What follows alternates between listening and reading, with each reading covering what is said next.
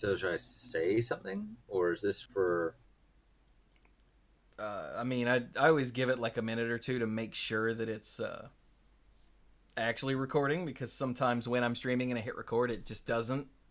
Okay, And I miss like a minute of video or something, so I've learned to just hit record and then leave it for a while. That's why I always fill random time. that's fine. I just wanted to make sure, make sure I wasn't sitting here like not talking when I should be talking, or talking when I'm As if not that's supposed ever to. an issue with you. Well, usually when you say hitting the recording now, I wait for you to do your intro. But I wanted to make sure you weren't like, Brian, are you gonna say something? So By the way, how do we sound, you guys? We sound nice and even? There's another spider. Son of a whore. These tiny little corner spiders, as I call them, because usually they're just hiding in the corner yeah, of the wall, are just everywhere all of a sudden. And I don't know where they've been or why they're suddenly here. your spiders have. It wouldn't be proliferate in this because you're actually getting like new ones. Does that populate where you get a, Yeah, a that was new populate. token? They have populate. A spider with populate sounds terrifying. I don't know, but I don't know why there's so many all of a sudden in my apartment. I think there's actually something up with this window here. Like, I need to get the maintenance guy to come look at this window on inside and out and make sure there's not like a hole. Because, like, in the last week, this is really gross, but I don't care. In the last Okay, week, here we I've go. killed 2 silverfish that have just come in. Well, they've been going from the window that way.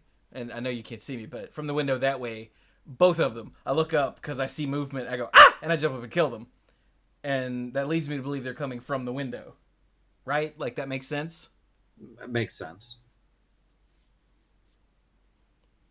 Anyway. So I guess we should start the show, huh? Sounds good. Okay, here we go.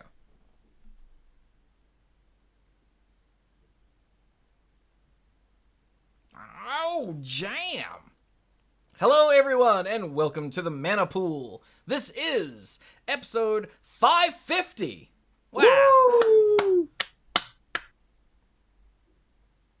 Yeah. So we figured we'd do something special, so we killed 2 of the hosts. Yes, this is Game of Hosts, right? Game of pools? Game of the mana game. I'm not sure.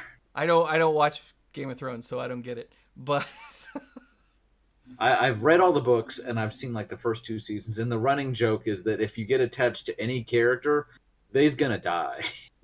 So they give 0 Fs. They don't care that they want your wow. tears. They want your Language tears. there, Mr. I know. Mr. Daddy Man. Is that not allowed? I Dang. just okay. Maybe you can bleep it out later. That one letter is problematic. So, hey, who are you? Hi, I'm Chewy, and I survived because I do all the work, so they couldn't kill me off. And I'm Brian. I'm the lead rambler, tangent master of the group, and I guess I'm just paid up with the right people. No. If I wasn't here, then Chew would have to come up with the ideas for the shows all on his own. Yeah, that And would I be don't. awful. Yeah, I'm not saying that I do more than Chewy because Chewy does a lot more of the behind the scenes stuff than I do, but I do help out with the occasional topic. So the other 2 were clearly dead weight. Clearly, And by dead yeah. weight, I mean like literally now. So, oh, it's sad. I miss them. Pinball Witch threw 10 bits and said, "There's no alluding to swear words on the mana pool." Ah. Well, we have been PG-13 for literally forever. Umpax does point out that I do the RPG work. So without me, That is true, yeah. you'd have to pick up where I left off. Otherwise, people would be like, "Whatever happened to the RPG?" And you'd be like, "I don't know. I don't know where the story was going." And they all died at the end. It went to the grave with Brian. Kind of like Mike and Dirk. I'm being really insensitive. I mean, Not really. Not really.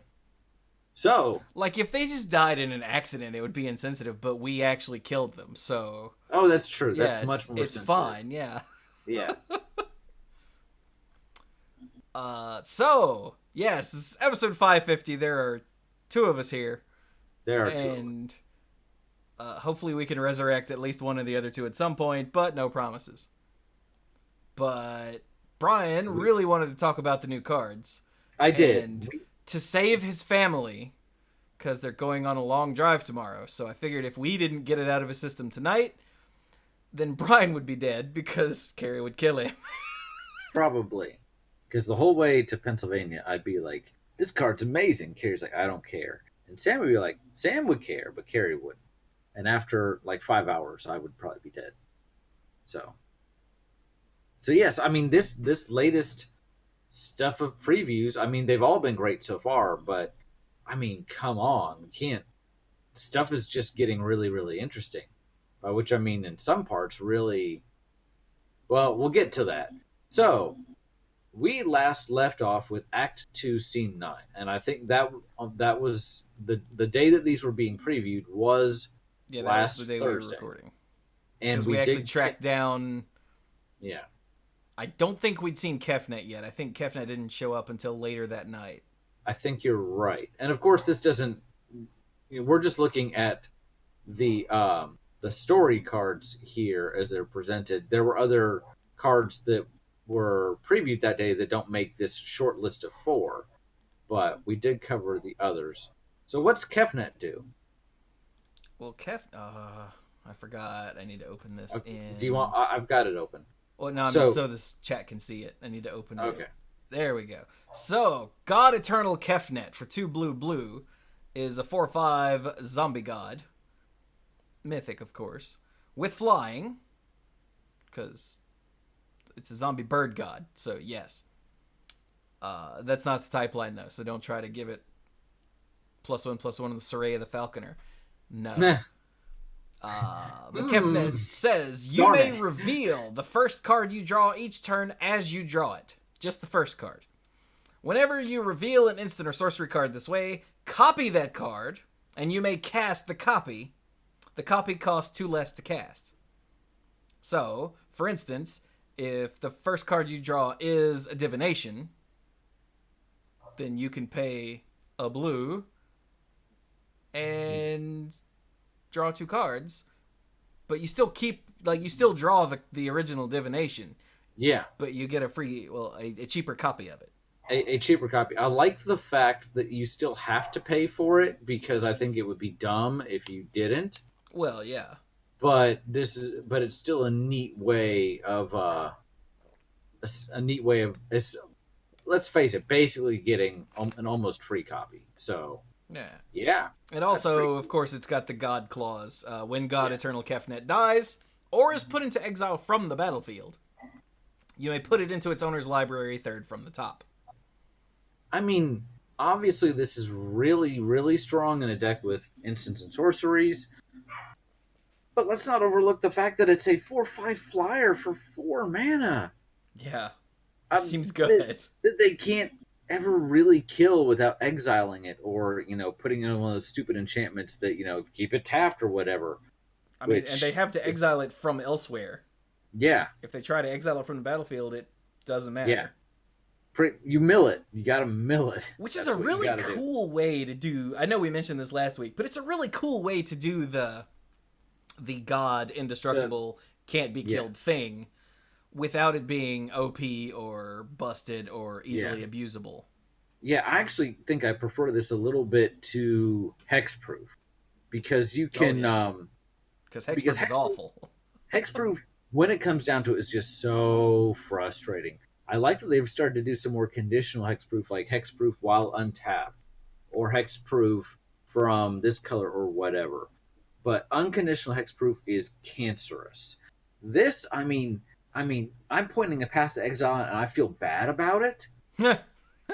but it's gone for 2 turns. Maybe less if they have card draws, but it's gone, and I can and they might go like, "Oh, what's that for?" And I'm like, "So now I can swing." Or maybe now Now that I'm at 4 life, maybe I have buy some breathing room, So you still have an option. Whereas this Wait a exact same minute. creature with hexproof, you can't do that.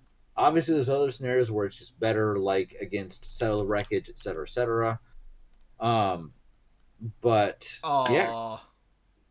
Path to Exile says they may search their library. Boo. I was like, oh my god, if you path it, it'll get shuffled away. No, only if they want it no. to. I mean, if they're holding another copy in their hand and they're like, sure, I'll take a free land, then yeah. But no, yeah, it's not a way to unfortunately get rid of it. So anything else about Kefnet? I mean, it's one of these ones where it feels open ended. You play it with instants and sorceries to get the most out of it, and you What? beat people in the head with your flying zombie god. What? It's neat, but you, Whoops. you see it, you get it, you know what it does. Alright, so let's go to Act 2, Scene 10, which was This the is all cards of previewed on Friday last week. this car. This day. So the last day was about the god Eternals coming to the fray. This seems to be the heroes kind of like trying to get reorganized and seeing a particular legendary creature come back to the forefront.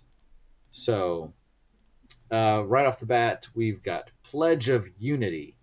For one, a green and a white. It's an instant, uncommon, and I'm glad it's uncommon because this is an insane combat trick that can completely turn the tide. Put a +1/+1 counter on each creature you control. You Seems remember pretty what I good. just said about Silverfish? Silverfish? Yeah, you remember I said I've killed two that have come in seemingly through the window? Oh yeah, yeah. There's one right there. Hmm. So So you you keep get a talking. +1/+1 counter on each creature you control.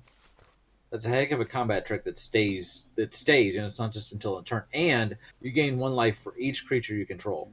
So the combat math just goes out the window because especially in limited, I'm just gonna keep talking while he's dealing with this with the things that are invading his room.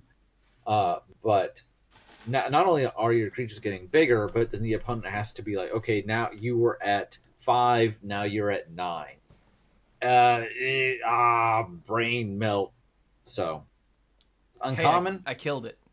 Good job. Did you read the flavor text? No one hero will save this day. Today, we must all be heroes. I see Gideon and I see Ajani behind him, and looks like people from the various guilds are all kind of getting together. Was this the day that we saw the cooperative spells? The ones that were oh, what are these called? I don't Was it think so. was Those were not okay. coming out on a Tuesday. The bonds. Yeah, those were. I think those were actually last week, like Were they? before, because they were coming out while we were playing Overwatch. I'm pretty sure. Okay. They're awesome. Unless no, wait, no, they were the weekend. I think they were Friday because I was playing Overwatch with Bill when the Mhm. Discord server was talking about them. Okay. And the first time I played Overwatch with Bill after he got back was I think either Friday or Saturday. Okay. Well, I think it makes sense with what's going on right now. The guilds are really getting before they were getting called to action. Now they're like, we actually have to like put our differences aside. And I want to keep going with the story cards, but the bonds are all awesome. Just from what they do, they all have kind of a neat effect, but also the flavor wise is nice, and the flavor text on all of them is great, especially the green one. But we'll get back to that later, or we won't, whichever. Next, Next is Contentious Plan, which is in blue. Scrolling. All right. scrolling. Contentious Plan for 1 and a blue is a common sorcery that says proliferate, draw a card. But what the card itself doesn't super matter.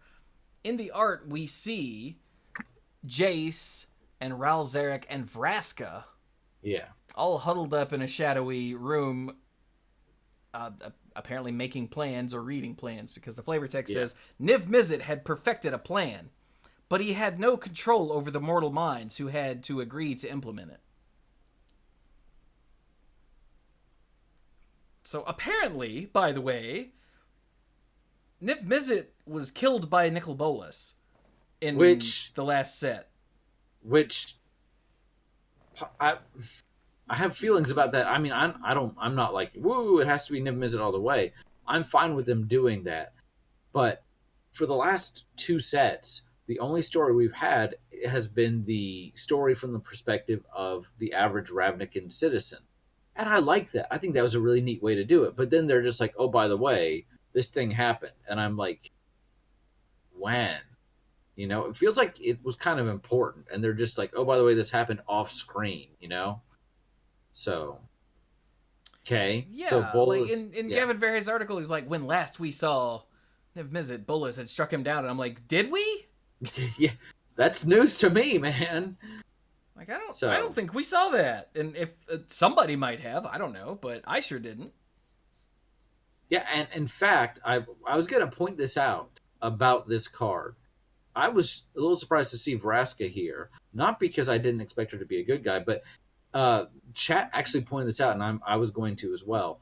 One of the big things with Ixalan was that Jace became friends with Vraska, mostly because when he met her, he had amnesia, and he was able to like put aside his preconceptions about her and get to know her as a person, and she got to know him without those social constructs and like, hey, you're the guild pact and all that, and they really actually grew to respect each other. He got his memories back, including the ones from his youth, but he was able to say, well, look, you know, there's more to her than I realized. And at the end of the story, he, with her permission, he took away her memories from Ixalan of being with Jace, specifically so that when the whole thing in Ravnica went down, because Jace knew that Nikolas was planning something for Ravnica, at the opportune moment, Jace would give her back her memories, and she would go, okay, this is what's up, and it was going to be this big thing.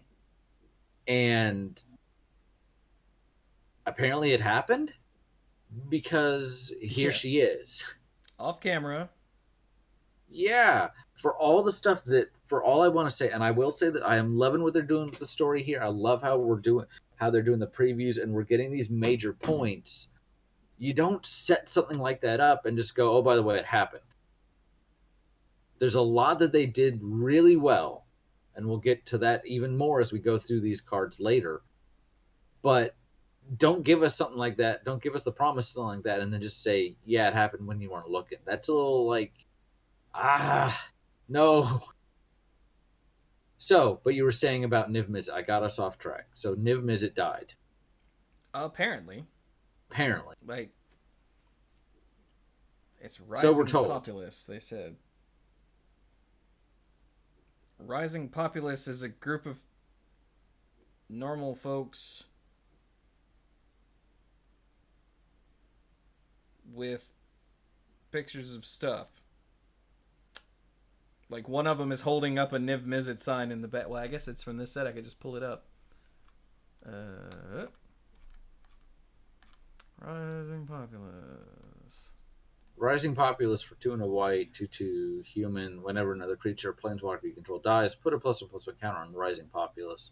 It's like Unruly Mob. Yeah. But in this case, the card doesn't matter. The chat is saying this is where we knew that Niv Mizzet died because someone has a picture of him in the background. That's stupid.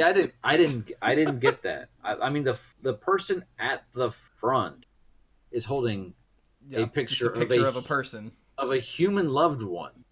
So the mood from here is we've lost family members, and I guess I see the Niv Mizzet there. I'm not trying to argue, but that's burying the lead if that's where we were supposed to know about it. Yeah, I think they were supposed to show this in the previous set somewhere, and they just didn't. Yeah, from what I understand. Okay, so he's dead. So yeah, he's dead. Sucks to be him. So, all right. So next card is Jace's Triumph. Yes, it is. For 2 and a blue is an uncommon sorcery that says draw 2 cards. If you control a Jace Planeswalker, draw 3 cards instead. Alright? And his triumph was not in outsmarting Bolas's plan, but in understanding why ultimate power is self-defeating. I have no idea what's going on in this picture. I'm not sure either. Like, this is Bolas's Citadel, and these are all the sparks that are heading towards it. But I don't know what Jace's Triumph is.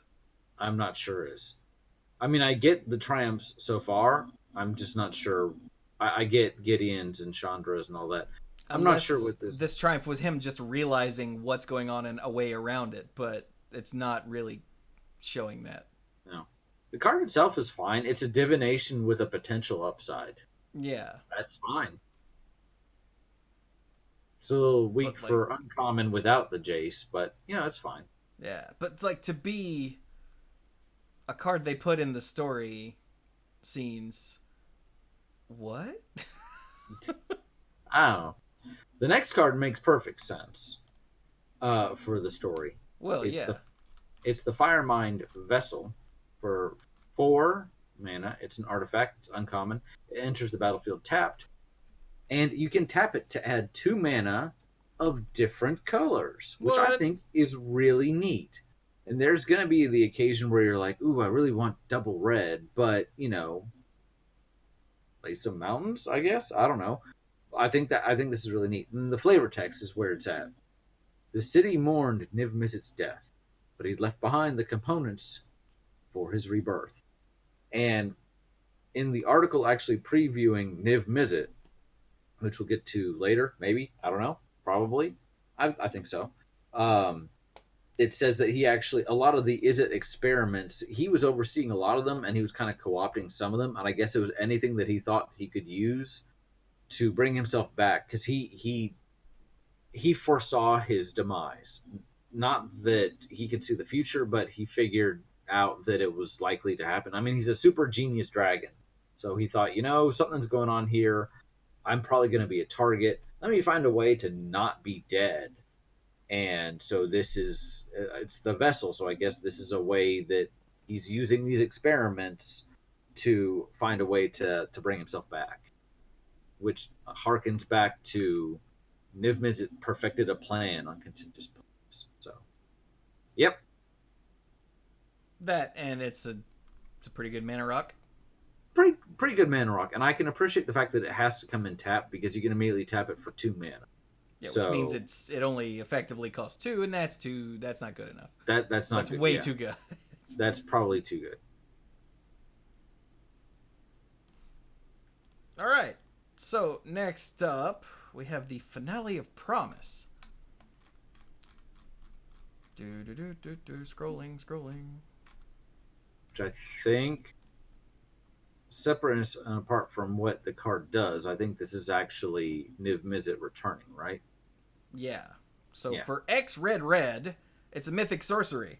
You may cast up to 1 target instant and or up to 1 target sorcery card from your graveyard with converted mana, each with converted mana cost X or less, without paying their mana costs. If a card cast this way would be put into your graveyard this turn, exile it instead, of course. And then for the stupid part, if X is 10 or more, copy each of those spells twice. You may choose new targets for the copies. Yeah, all of the finales, because the finales are a mythic cycle. All of the finales have cost an X, or color an X, and all of them do something that's pretty good. And then if X is 10 or more, it gets utterly ridiculous. I'm guessing these are mostly meant for Commander, because obviously the X part is. Yeah, the 10 is, yeah. People are talking about this card for the various Phoenix decks in Standard and possibly even Modern. Yeah, that makes sense. This is, right away, the Phoenix deck, this is, with nothing else, this is 2 instants and sorceries, right? This one and then whatever you're casting with it. So. Well, and you could get 2 with it, so it could be 3 in one go. Oh, that's true. See, RTFC. So, right there, you could literally draw this and use one card to get your Phoenix back, plus the effects of those other 2 spells. Seems good. Seems good. And it's not like you have to pay, like, okay, I have a sorcery that costs 2 and an instant that costs 3. X just has to be 3. X does not have to be 5. You don't have to divide it up. So, yeah, I like it. Seems good. Feels very mythic-y. Somebody's here. What? I am. Dirk is here. Let's remove Dirk the is 404 here. from Dirk. I guess we didn't kill him enough. I thought that was AJ. Kill Dirk, AJ. you're supposed to read the script. I mean, I feel much better now. I got turned into a newt. But he didn't get better yet.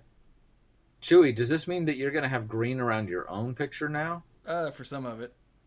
Yeah. Uh, So, hey, Dirk. Hey, chat, let me know if Dirk is too loud or not loud enough or anything. He seemed loud, so I turned him down slightly. I got quiet. Alright, well, hey, Dirk, we're on the story scenes talking about Finale of Promise. Actually, I think we're done with Finale of Promise. We're pretty much done with Finale of Promise. You're just in time for Act 3, Scene 1. So, Well, I mean, we should probably read Niv Mizzet. I don't know We why Niv probably Mizzet's not in the story section. that makes no sense to me whatsoever. So, Dirk, have you seen Niv Mizzet? Dirk, All right. had to mute. Yep, Dirk had Hey. me. Yeah, I had a mute. I had a screaming child right beside of me. Dirk, have you seen Niv Mizzet Reborn? If is it? It's in multicolor. I mean, like, Do I need to go to the you have card to go, gallery? Yeah, yes. Do you see the link in the Discord chat? Yeah, I've been saying He hasn't seen it yet. This should be good. Niv Mizzet Reborn. Yes. Okay. You want me to read it out? Yes. Okay. So Niv Mizzet Reborn is Wooburg. It's a dragon avatar, legendary creature that's mythic, is a 6/6 with flying. When Niv Mizzet Reborn enters the battlefield, reveal the top 10 cards of your library. Put each color pair. For each color pair, choose a card that's exactly. I'll take care of you in a minute, Pimpin. Head to bed, please. She wants to know about the dragon avatar. I'll take care of it in a little bit, Penny. Okay, go upstairs, please. Seriously, By the way, though, that's Dad. not what's on the card. Like, seriously though, Dad. Are you aware of this, Dad? All right, so what it does say on the card, I'll go restart back over again. When Niv Mizzet Reborn enters the battlefield, reveal the top 10 cards of your library. For each color pair, choose a card that's exactly those colors from among them. Put the chosen cards into your hand and the rest on the bottom of your library in a random order. Color pair. Color pair. So white blue, white black, black green. Any 2 combination of colors. Pair be so no 3 colors. Oh, no, for God's no white, sake! blue, In black. other words, guilds matter is how it was. Okay. It was framed in the article, which means only guild-colored cards. So not a thing that's Wooburg. It has to be a thing that's only those color-paired colors. Not anything that's teamer or anything like that. Okay, so pairs. So hypothetically, you could have 10 cards. That would be a Frank heck of Karsten a draw. did the math on that, and it was 1 in some sort of stupid high number. Yeah. Well, but let's say you're drawing 2 cards off of this. The 2 cards, by the way, that you probably want, and you're getting a 6/6 flying dragon. I'll do that. It's fine. Anything more than that feels like Magical Christmas Land, but yeah. And I've already mentioned that there's a bunch of the rares, like the legendary creatures. A bunch of them have like guild combinations. Yep. Like Roal-esque Apex Hybrid is an example of one you could pull. Feathers one. Soren. Yeah, and a lot of the planeswalkers. Yeah. So, not to mention that does count hybrid costs. So, something like Nahiri Storm of Stone, which costs the 2 generic and then 2 Boros hybrids, that's white and red. So, she counts. I'm looking through the multicolored, and there's a good amount. Am I wrong? Aside from the Wooburg and Nikolas, yeah, I think everything else that we've seen thus far. Everything else is just 2 colors. And that's probably because this is still Ravnica, even though it's not a Ravnica set. We're still on Ravnica. Right, and they need to tie it into. They want it to gel. So, yep. Oh, hey, and my name is 14 just subscribed for the 10th month, and he says 1 month subbing TMP for each color pair. Nice. So, I take it based on Niv Mizzet Reborn that he dies at some point? That's what we were just talking about. Apparently, perfect. He died in Ravnica Allegiance, but it didn't get put on a card. Like Rosewater said, I think earlier today or sometime this week, that there was a card that depicted that, but it got cut for some reason. So we just never saw it happen. Yeah. But no, I love that because Dirk, we were just talking about that before you showed up. So. Yeah. So all right. That is scene 10. So I did want to say before we move on. So scene 10, things have been bad, but we have a lot of good happening too. Planeswalkers are showing up. Nissa's here. We've got the god zombies, and that's not good, zombie gods. But we've got Niv Mizzet coming back. Things are gonna go our way, right? And this is the part of the story where everything good happens. If you look, no, it wasn't this art. There's some art where something crazy is happening to a dragon, and everyone was like, so this card, Finale of Promise, I think was spoiled or was previewed by IGN. And everybody looked at it and went, this looks like the end. This was previewed early. IGN screwed up.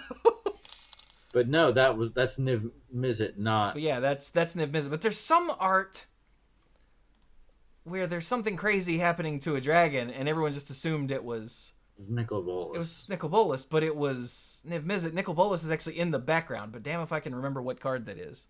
Oh, it was GameSpot, not IGN. Excuse me. Wrong website I don't read because they suck. Yeah, I don't remember which card that was. But all right, so now in Act 3, we are getting down to the end, and the one person we really hadn't seen up front yet was Nicol Bolas. We kind of have a sense of what he's doing. And if you watch the trailer for it, you saw like all the things, the weird energy things heading toward him in the sky, and it was alluded to maybe those were sparks because we saw the one get ripped out of the greatest thief in the universe, whatever his name is. I can't remember, but it doesn't matter because he's dead now, right? Right. Who's the greatest thief in the multiverse? Dak somebody. Dak Faden. Dak Faden. I thought. Wait. Huh? I thought it was Mike. Did my copy of Reanimate actually resolve? I think so. Man. Whoops. Our overhead is going to be through the roof. We killing everybody off. We have to bring them back. Our insurance premiums are going to be insane. I'm going to be right back. You got to go see what it was that Penny wanted you to take care of. Yeah, I got to go see what my daughter was wanting. I guess I could turn this one back on since Dirk walked away again. So, hey, Mike. Mike? Did we kill him again already? Well, he's lighting up, but we don't hear you. Wow. Why are you lighting up if we can't hear you? That doesn't make any damn sense. We heard you a second ago. What is going on? Oh, no. Well, now the green light's just on. Yeah. We can't hear you. Hey. Oh, he opened the card image gallery so his internet crapped itself. Okay. Okay. So are you back now? Maybe. Okay, cool. I can hear you. There you are. We can hear you. Hey, Hey Chewy, do you see what Magnor Crystal put up on the What, Twitch chat? Magnor Creel? Magnor Crystal, what I Oh said. yeah, he subbed for 10 months too and said worm coil spider because a few minutes ago he dropped this in the chat because he hates me, which is a picture Yeah, of a worm coil spider. yeah. Good job, man. Did you make that or just find it? Because I don't want to give you credit if you didn't make it. Although he did upload it 6 minutes ago, so it looks like he probably did. I love that it's a 4/8 that splits into two 2/4s. And then he put something in here for Brian. Oh, it's the same thing. It's the same thing. Nerd. Hey, All right. Mike. So hey, Mike. Hey. Did you know that Niv Mizzet died? After I saw that he was brought back to life, yes, I've heard that he died. And we're 4 for 4. So is Mike really loud for you guys too? He's a little loud on my end. What do you that guys? must be on you then, Mike. Yeah, I think I have the. Is that more normal right now? Yes, there we go. Okay, yeah. I had the headphones sitting further back on my ears than I usually do, so that meant the little microphone was closer to my mouth. Baby. Okay. All right. So Mike is clearly shoving food in his head. So let's go to Act 3 Act 3. and get started here. So now we're actually starting to see Bolus's plan come into fruition. And it really centers around, I'm going to go a little out of order here, but it centers around the Elder Spell, which if you watched a lore video they had a little while ago, it said that one of the things that Bolus uncovered in his search to regain his immortality and his lost power was a long-forgotten spell called the Elder Spell. Side note, I think it's a neat idea, but I almost just wish Bolus just said, you know what, screw it, I'm going to chomp down on a bunch of sparks because that makes sense. For me, the fact that someone wrote down ages ago, pre-mending, hey, here's a spell for harvesting the sparks of planeswalkers. I don't know how much sense that makes in a pre-mending world, because I'd imagine getting a spark from a pre-mending planeswalker would be hella tough. So I'm like, okay. Well, if the person doing it was also a pre-mending planeswalker, then it might not be so tough. No, but here we're having some Lazatep soldiers do it. Anyway. So his plan is to use the Elder Spell to gain power. So what's the Elder Spell do? Well, for 2 black, it's a sorcery. It's rare. And this is pretty ridiculous. For 2 black, destroy any number of target planeswalkers. Choose a planeswalker you control. Put 2 loyalty counters on it for each planeswalker destroyed this way. That's nifty, especially if you've got a planeswalker you really want to power up. But you can stop with, for 2 black mana, destroy any number of target planeswalkers, and people would lose their minds. Right? Because Ruinous Path costs 1 and 2 black. There was the kill a creature or planeswalker in Theros block that was 1 and 2 black. And so to just be like, oh, you know what, you can just off any number of them you want now for 2 black, and if you happen to have a planeswalker out, it gets 2 loyalty counters on for each planeswalker destroyed this way. That's crazy. Yeah, even without all that other stuff, just Doomblade for a planeswalker is pretty convenient. Yeah. So the flavor text is the path to power is often paved with atrocities. But, Nikolas eats atrocities for breakfast, so it's like, genocide. Yeah, he goes to the atrocity buffet, man. He does. He's an atrocity connoisseur. So this is his kind of what his plan is all about. So Quick, someone write down the atrocity buffet as a show title. That's the name of the episode. there you go. Nice. All right, so quick little tally. Who do we know has been killed or lost their spark? Okay, so Domri's lost it. Well, wait, we haven't gotten there yet. Up to this point, as far as the cards that we've looked at, no one. We know Dak Faden got his taken out in the trailer because Dak Faden's a joke. So he doesn't even get a card. He's in the trailer. And Yeah. at this point, that's all we know. That's Now, all we know. Because Brian read the Elder Spell first. If we Okay. back it up once to Spark Harvest, then yeah, you'll see that Domri lost his. Yes. So So Spark what is Harvest that? Yeah. for a single black is a common sorcery that says, as an additional cost to cast this spell, sacrifice a creature or pay 3 and a black. So it either costs a black and a creature or 5 mana to destroy target creature or planeswalker, which at common, yeah, that's actually probably good. Mm-hmm. Yeah. I think that's actually, before I read the Elder Spell, I was like, this seems really good. And I'm not saying it's not good just because of the Elder Spell. Just the Elder Spell is a little more efficient. But at common... A little, yeah. A little. But at common, I mean, this is great. Yeah. This is very flexible. And, I mean, the Elder Spell, for everything it represents, can't do a dang thing about creatures. Yeah. Whereas Spark Harvest is just like, nah, I got it. What's the one that says sack a creature to kill a creature? Bone Splint? Bone Splinters. Yeah. What does that cost? Is it 1? I think it costs 1 black. Yeah, just one. Yeah. Sack a creature, kill a creature. And this gives you the added functionality if you don't want to lose a creature, but you've got plenty of mana. Well, it costs 5, which is... There are all kinds of common removal spells, especially for limited, that cost 5. I'm thinking of the white one that costs 6. It says exile target creature, I think, or permanent or something. But yeah, so the flavor text is, with the harvest of Domri Spark, the Elder Spell began to fuel Bolas's ascension to godhood. Yeah.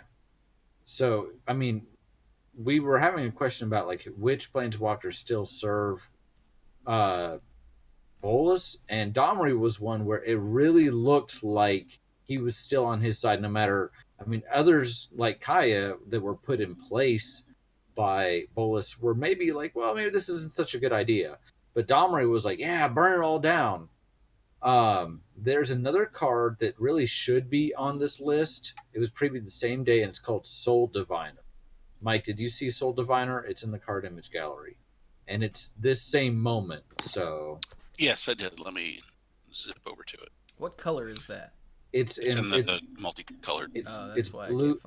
It's blue black. Diviner. Yeah, there it is. See, I would say Diviner, but whatever. So, for a blue and a black, it's a rare 2/3 zombie wizard. So that's good stats. Has an ability: tap, remove a counter from an artifact creature. Oh no, sorry, I didn't put enough commas in there. So this is all the cost of the ability. Tap, remove a counter from an artifact, creature, land, or planeswalker you control. And this is the effect. Draw a card. I like that a lot. That's cool. Yeah, that's pretty damn good. Yeah. Very useful. I'll let you do the flavor text, and then The flavor text is super important. Yeah. As the Eternal's cold fingers tightened around his throat, Domri realized what kind of master he had rushed to serve. Yeah.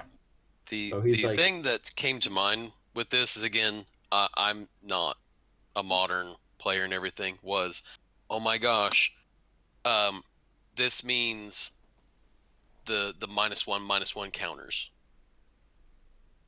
From like counters in period. Well, like from persist or something. Persist, yeah. Persist is one.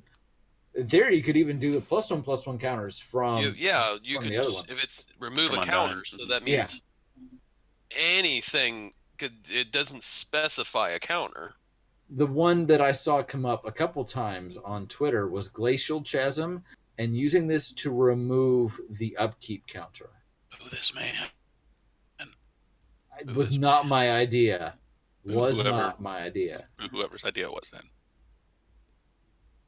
Well, I know the one thing it can't do is what's the exile time counters on it, or divinity count, or the suspended things. Suspended stuff, because they aren't. That's not on the battlefield. Correct. You are exactly correct. Yeah, it also can't my first thought was, oh my god, this can remove poison counters. Nope. No, it can't because it doesn't take players. Artifact, creature, land, or planeswalker, not just remove a counter from your face.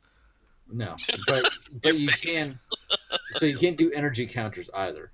You actually get a slightly faster way of taking counters off your dark depths. So yeah, but they're still going to see it coming. But yeah, and then you get to draw a card. So you know what I did think was funny about it was it the Dark Steel, the one that when it gets 20 counters you win the game. It's the Dark Steel Reactor. Dark Steel Reactor. Yeah. It's like, remove a counter from that. I'm going to draw a card.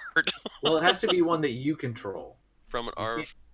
You control. Oh, never mind. Yeah, you can't be like, hey, Mike. Nice Dark Steel Reactor. That's counters. This would be too easy of an answer to all the uncommon planeswalkers that your opponent played. If you could remove a count. Yeah. The one that I see going well, and unfortunately it's not in the right colors, would be Simic. Because with the Return to Ravnica one, where it's Evolve. Oh, Evolve. Yeah. Evolve, because as long as the counters are low, like something bigger comes in, you get counters added to it. Well, and you could just be like, remove a counter. I'm getting ready to play this 2/2. My thing is a 2/2. I'm gonna remove a counter, draw a card, and play this thing and evolve it right back to where it was. That's a good idea. Chewy mentioned Adapt, which was in Ravnica Allegiance. So yeah, this is a really Brian, you mentioned the uncommon planeswalkers. Yeah, it can't do anything against your opponents, but the ones that you've played that are just kind of sitting around, who can't activate their minus abilities anymore because they don't have enough loyalty left. Now they're a source of a card. Yep. Yeah. Neat. All right. So we'll keep moving. I think this next card has really interesting art. Who did this? It was... Seb McKinnon. Seb McKinnon. I can tell just by looking. Deliver unto evil. It's very stained glass-esque, where you get more of a story sense than an actual, like... Yeah, this is way more abstract. Yes. So deliver unto evil. For 2 and a black, it's a sorcery, it's rare. Choose up to 4 target cards in your graveyard. If you control a Bolas Planeswalker, return those cards to your hand. Otherwise, an opponent chooses 2 of them.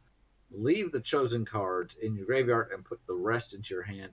Exile, deliver unto evil. So it's like a fact or fiction from your graveyard.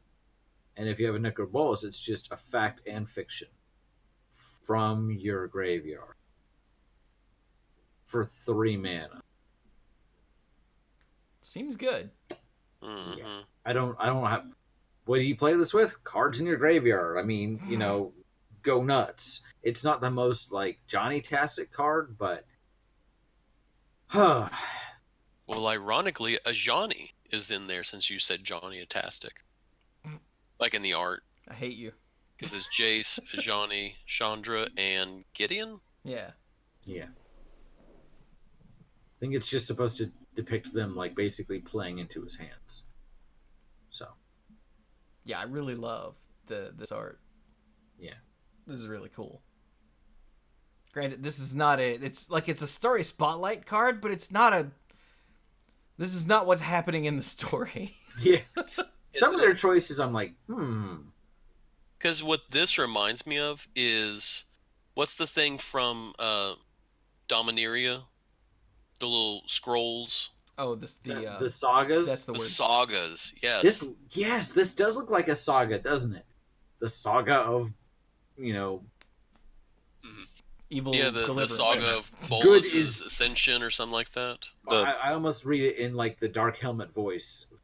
Good, evil will triumph because good is dumb. Yeah. That's not Spark Harvest, Deliver unto Evil, and the Elder Spell. They all say they're spotlights from Act 2. But they're here in this Act 3, Scene 1. Well, it does, doesn't it? You think that's a rendering problem with these assets that they put up here? Or is it we changed the story structure, but too late to change the card? Maybe. That might be it. So.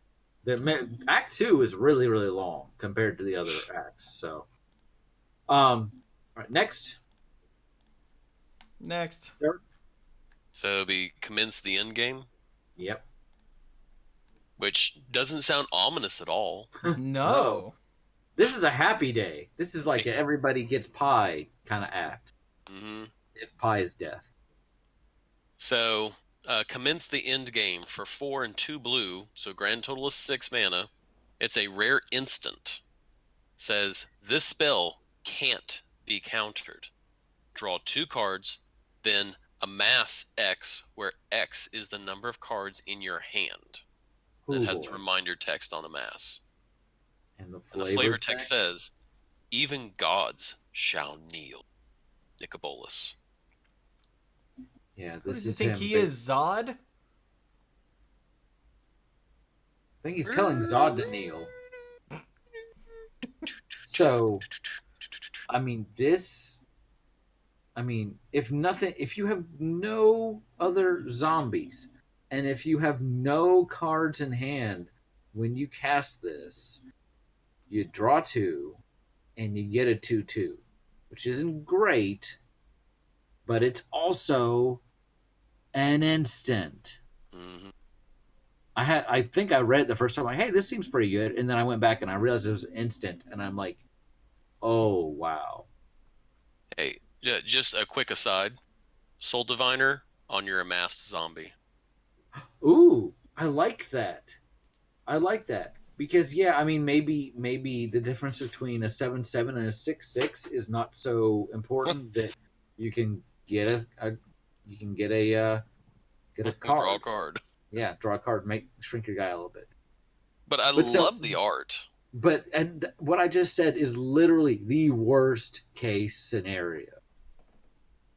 If you have 2 cards in hand, obviously you get 2 more and you get a 4/4, and they can't counter this. Mm-mm. Ridiculous. Not broken, but ridiculous. Card advantage and a surprise blocker, perhaps? Or just untapping, oh look, now I've got a bigger guy. Yeah, sure. Seems good. Mm-hmm. And now we've got the man that we've all come here to see. Hey, look, there's 4 abilities and there's 4 of us. What? So I'll take the name and the static ability. So this is Nikolas, Dragon God. And he's always been, what is this shard? Grixis. Thank you. But here we've got blue, black, and a red. I guess I'll say he also comes with 4 loyalty. Woo! All right. His non-loyalty ability is that, and he's mythic, duh. He has all loyalty abilities of all other planeswalkers on the battlefield. So I think I'm pretty sure I read this the first time and said I inserted the words you control. I was like, hey, that's pretty cool. And then later I was like, wait. There are a lot of things this card doesn't say. Yes. So without even going any further, I mean, that could be the card by itself, and that wouldn't be like, it wouldn't be like the best thing in the world, but it would be like Planeswalker Engine. It has all loyalty abilities of all other Planeswalkers, and you'd be like, that's really neat. But wait, there's more. His +1 loyalty ability says you draw a card. Each opponent exiles a card from their hand or a permanent they control. Huh. That seems pretty good. And they get to choose, so. They get to choose. Although if they have no cards in hand, they have to exile a permanent. Mm-hmm. This is and literally, if they have no creatures, that means lands. This isn't just card advantage. This is literally. And if they have no permanents, you're in pretty good shape, buddy. Good job. No cards, no permanents, no cards in hand. Yeah. This is not just card advantage. This is literally the textbook definition of card advantage. I think you look it up in the dictionary, there's going to be a picture of this. Side note, you have a really cool dictionary. Okay. It'd be a terrible shame if something were to happen to that. Yeah, I feel like the Eldrazi is sort of looking at us going, yeah, that sounds about fair. Old school Eldrazi. We like the cut of this guy's jib. Yeah. All right. So here's something you can use to get rid of that awesome dictionary. The middle ability is -3. Destroy target creature or planeswalker. Okay, I guess the dictionary has to be a creature or planeswalker. But still. So -3, kill a thing. That seems very bolus. Yes? Yeah. Straightforward. Just, I don't like that. It's gone. Which is very bolus. Yeah. You annoy me. Okay.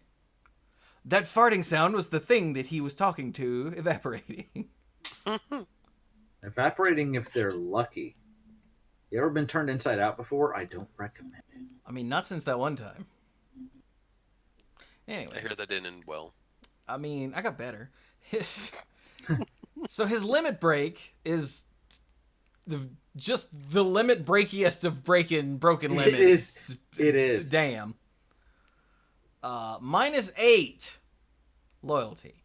Each opponent who doesn't control a legendary creature or planeswalker loses the game.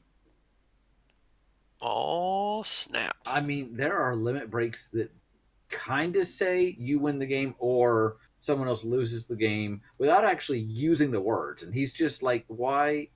No, this is what you just say. You're done. Get out of here. Take your stuff and leave. And I mean, in multiplayer, planeswalkers are very difficult to do correctly in multiplayer because while they are it's always good to have a permanent that you can use every turn, especially since you don't have to use mana in it after the first turn, but you only get to use it once a turn, barring chain veil shenanigans. And so for every additional opponent you got, that's one more person that's not going to let you do anything dumb. And yes, everybody's going to look at this and go, yeah, that's got to die.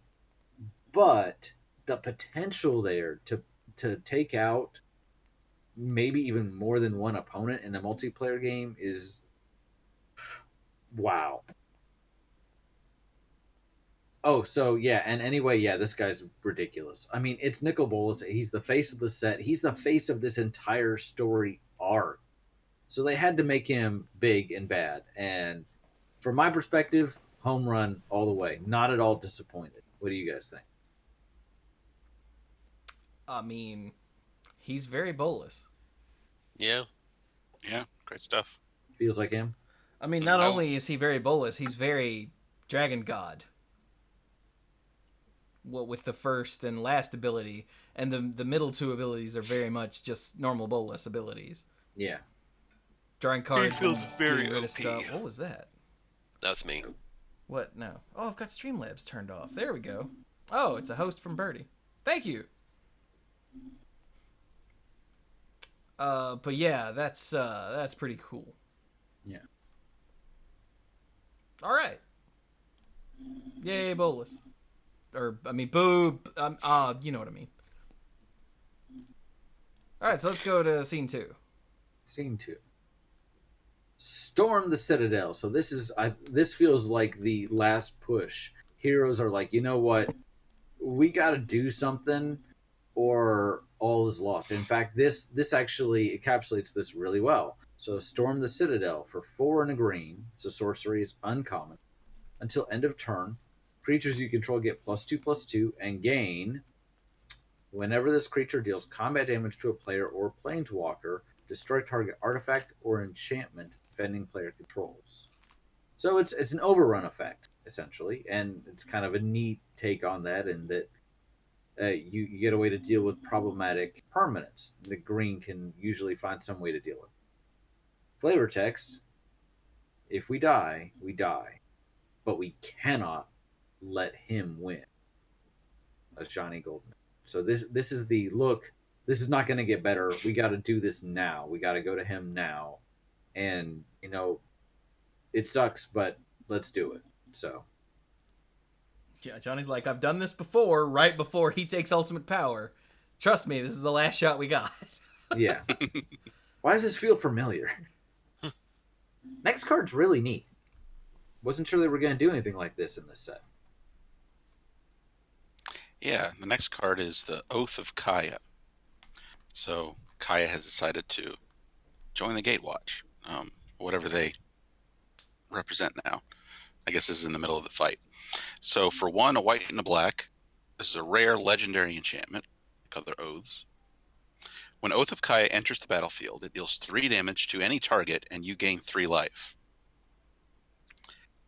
And then, whenever an opponent attacks a planeswalker you control with 1 or more creatures, Oath of Kaya deals 2 damage to that player and you gain 2 life. And her oath is, so everyone gets what they truly deserve, I will keep watch. I think that means so I can shank Bolus. Is that what that means? Well, Probably.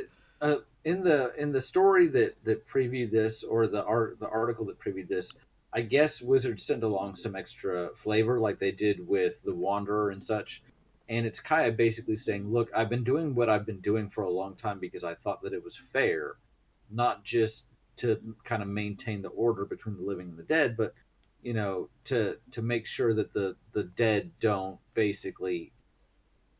To make sure that the living have a shot at living life and not let the dead kind of control them. But I'm starting to see that there's more. It's not all black and white, and so I'm going to redirect my talents in such a way that I'm kind of looking out for the greater good. I'm doing a really bad job of explaining, but that's kind of the gist. This has been an eye-opening experience for her, I guess. So I like this card. I like the fact that straight off the bat, 3 damage to any target, including a creature. This feels like an effective piece of removal. And then one of the hardest decisions in in the game when the opponent has a planeswalker or 2 out is, where do I direct my attacks? Especially if I don't have a way to just destroy that planeswalker. What's the best way for me to win? Because if I send too much of the planeswalker, I'm not touching their life total. But if they are allowed to build up the loyalty on that planeswalker, something bad's going to happen.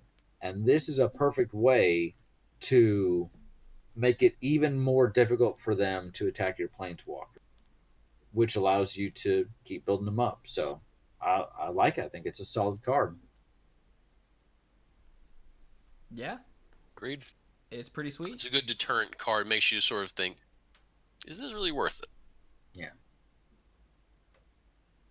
Next card was actually not spoiled, previewed a while ago. Yeah, it But was I guess one of the first batch shown at the Yeah. Invitational.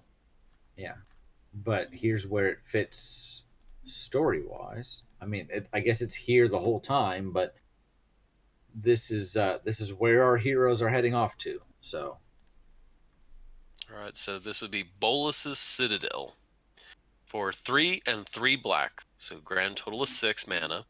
It's a legendary artifact that's rare. You may look at the top card of your library anytime. You may play the top card of your library. If you cast a spell this way, pay life equal to its converted mana cost rather than pay its mana cost. Tap, sacrifice 10 non-land permanents. Each opponent loses 10 life. Huh. It does a lot of stuff. it does a lot of things. This does definitely a lot of things. I mean, I kid you not, because we saw this card in the first batch. I forgot that last ability was there. I did. I thought, okay, this lets you play stuff from the top of your library, and you use your life to pay for it, which means you can cast something ridiculously expensive. And unlike Phyrexian mana, it's a straight 1-for-1 conversion. None of that pay 2 life for each mana or anything. Nah, it's crazy. Just, hey, look, I got 5 life. There's Nikolas there. I've got him.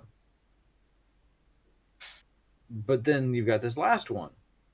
And I mean, that's obviously a really specific setup, probably something to do with tokens or whatnot. But Wow, that's a I'm about powerful. to say, I'm glad this is a legendary artifact and it's a tap ability. Because I feel like this could be easily abused.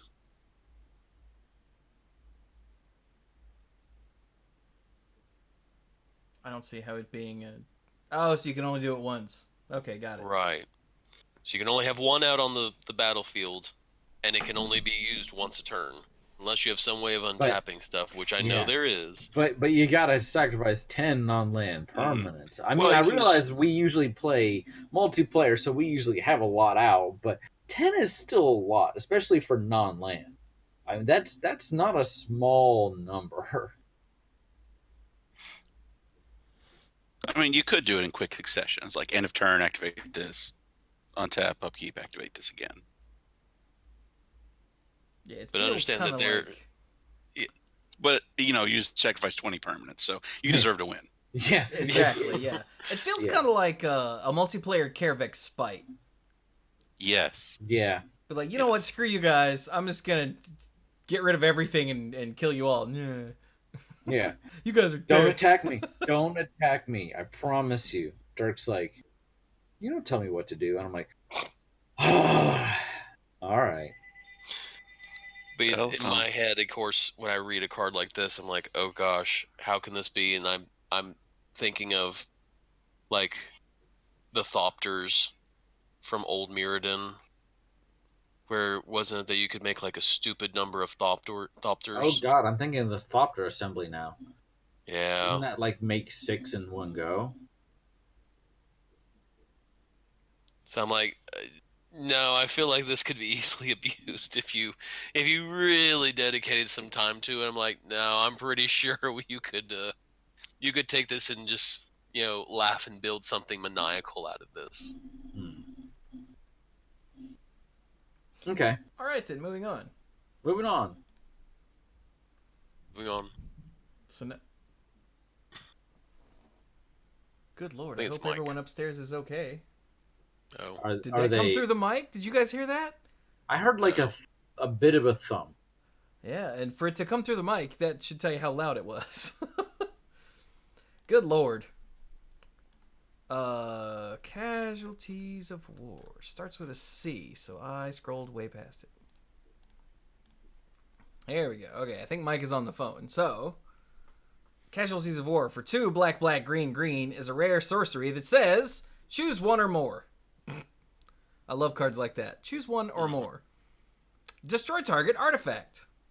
Destroy target creature. Destroy target enchantment. Destroy target land. Destroy target planeswalker. Was it Decimate from Yes. Odyssey block where it was like destroy all of these except for planeswalkers because they didn't exist? Destroy one of each of these, but you had to have a target for each one. So Yeah. if you didn't have any enchantments or if nobody had any enchantments, you just couldn't cast Decimate, right? Yeah, Decimate says destroy target artifact, target creature, target enchantment, and target land. So if you were missing like an artifact or an enchantment, you just couldn't cast Decimate Yeah. because you had to have all the targets. But this, with its choose one or more technology, you don't have to care. Like, whoa, no one has any enchantments. Okay. Oh darn. Well, it also would be like if you're the one with all the enchantments, you'd be like, I'm just gonna destroy that, and leave my stuff alone. Also true. So yeah, I mean it costs 6 mana, but this selective, blow up the stuff I want, seems pretty good. Mm. I think it's a little expensive for modern. I don't really follow tournaments a whole lot, but I don't know if this is going in a Jund deck or anything. But I mean, in limited, this is crazy because in limited you got to be careful about how many naturalized effects you put into your main deck, because you just don't know if there's going to be a target for it, and you're always going to be able to blow up a land, and you're just about always going to be able to get a creature. If they don't have any creatures out, then what are you complaining about? So cool. So yeah, This I can't tell this what's going on. some giant explosion.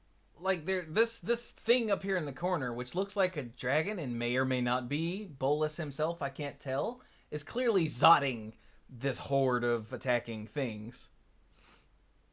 And you see what appear to be maybe even some civilians in the knockback, and I think that's the flavor of unexpected casualty, or maybe not unexpected casualties, but oh, y'all want to You see rise all up these people against being me? blown into the So, air. Is that Bolus? Have we seen the art on this? I don't not think it's Bolus. not sure. It looks a little blue, so it makes me wonder if it's another one of those Lazatep traits. Oh, if I Google casualties of war, I get an actual movie with Sean Penn and Michael J. Fox from 1989. Jesus Christ. Whoa, Da, da, da, da. that escalated quickly. 1989. I'm almost certain we've seen. Oh wait, I bet if I go to Twitter and search, casualties of war, because that's where artists post their art these days. Latest. I'm kidding. People are watching this movie from 1989 and tweeting about it. It could be Bolus, but it seems like at this point in the story, Bolus is basically just focusing on casting the Elder Spell. He's more just he could do a lot of this himself, but he has the army. He has the zombie gods or god zombies or whichever it is. He has some of the planeswalkers, at least one or two, working for him. He's brought all these things here to do the work for him while he can kick back and sip on some sparks. So yeah, it looks like it's probably just an eternal dragon of some sort, but with it being a story, like in the story scenes, it seems like it would be. Oh, you know what? I know why I'm not seeing the art on Twitter. what is that? It's because I've turned off Twitter's auto loading of images because there were in-game leaks. I heard a little bit about that, and I have not seen any of them, which I'm glad for because I'd be really, really, really, really, really pissed off if I did.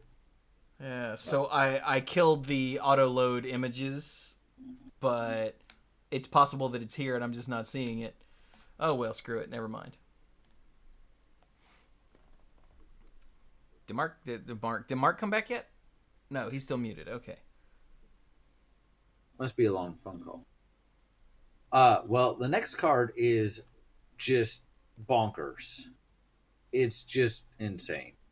So, Blast Zone. It's a land. It's rare. It enters the battlefield with a charge counter on it, which is important. You can tap it to add a colorless mana. You can pay XX. You okay? Yeah, I had the wrong scene up, so people were looking at me. You can pay XX to put X charge counters on Blast Zone. And finally, you can pay 3 and tap and sacrifice Blast Zone to destroy each non-land permanent with converted mana cost equal to the number of charge counters on Blast Zone. This is Ratchet Bomb on a land.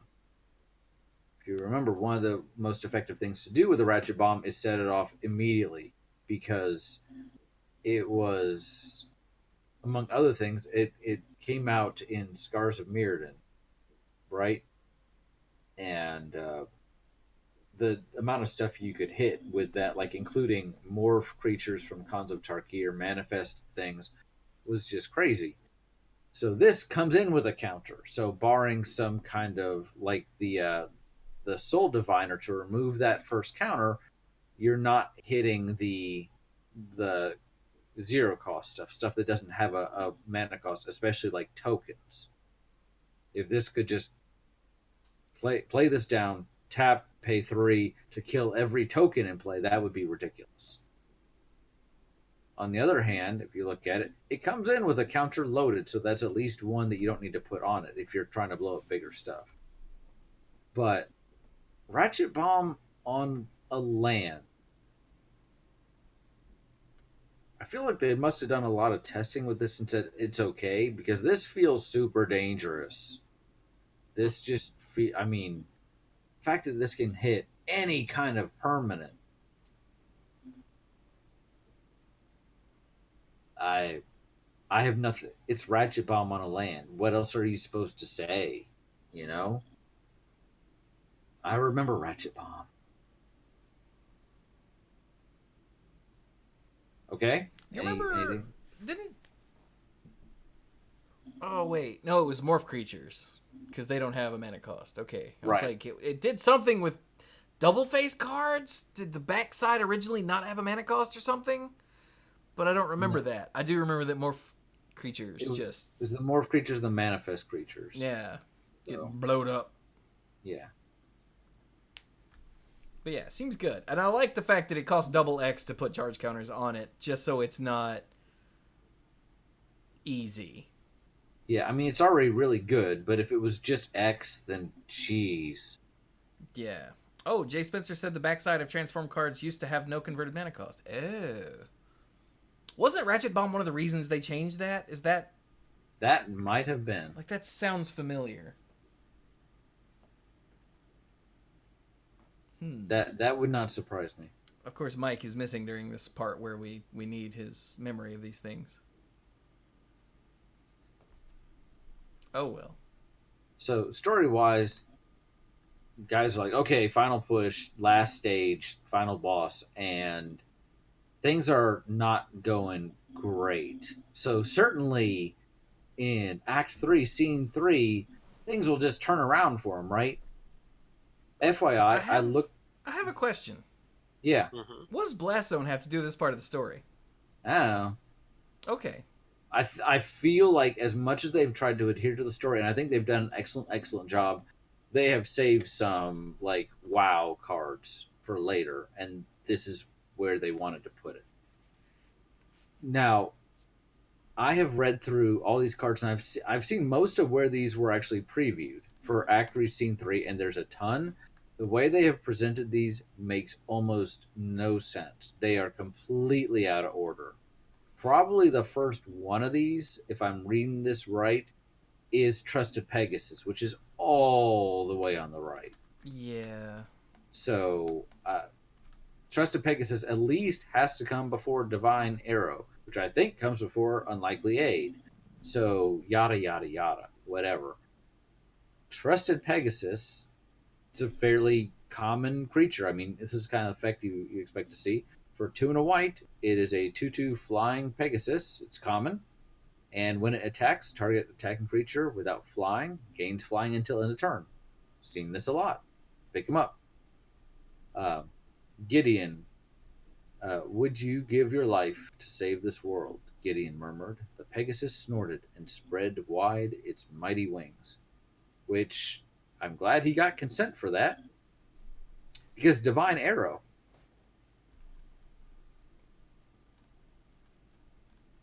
Okay, wait a I'll minute. take it.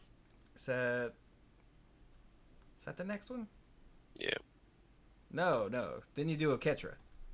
Then we do Oketra? Okay. Yeah. I guess that's true. You gotta set the stage. Oketra is crazy. This card is insane. This is the one zombie god we hadn't seen yet.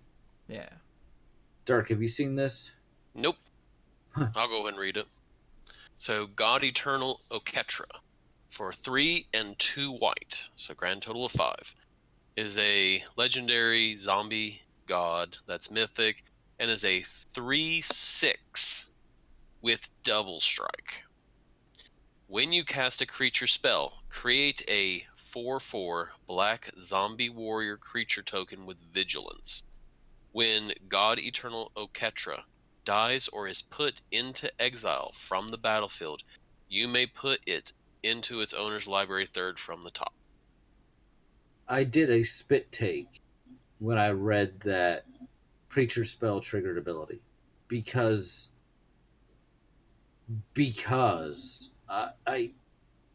I mean, yes, I'm intimidated by this 3/6 double strike, but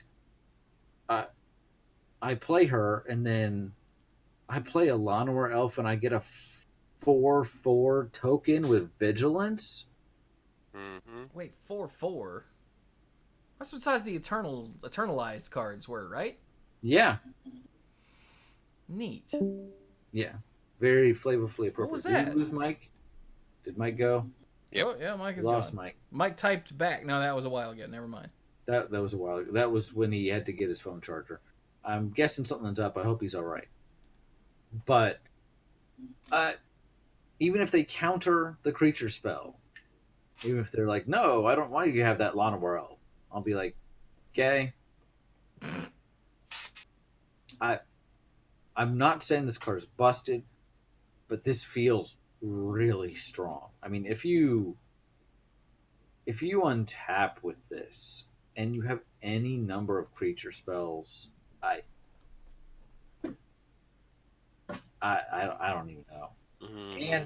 And let's not forget, I glossed over it. It's a 3/6 with double strike that you can't ever really get rid of. Yeah. Just dang.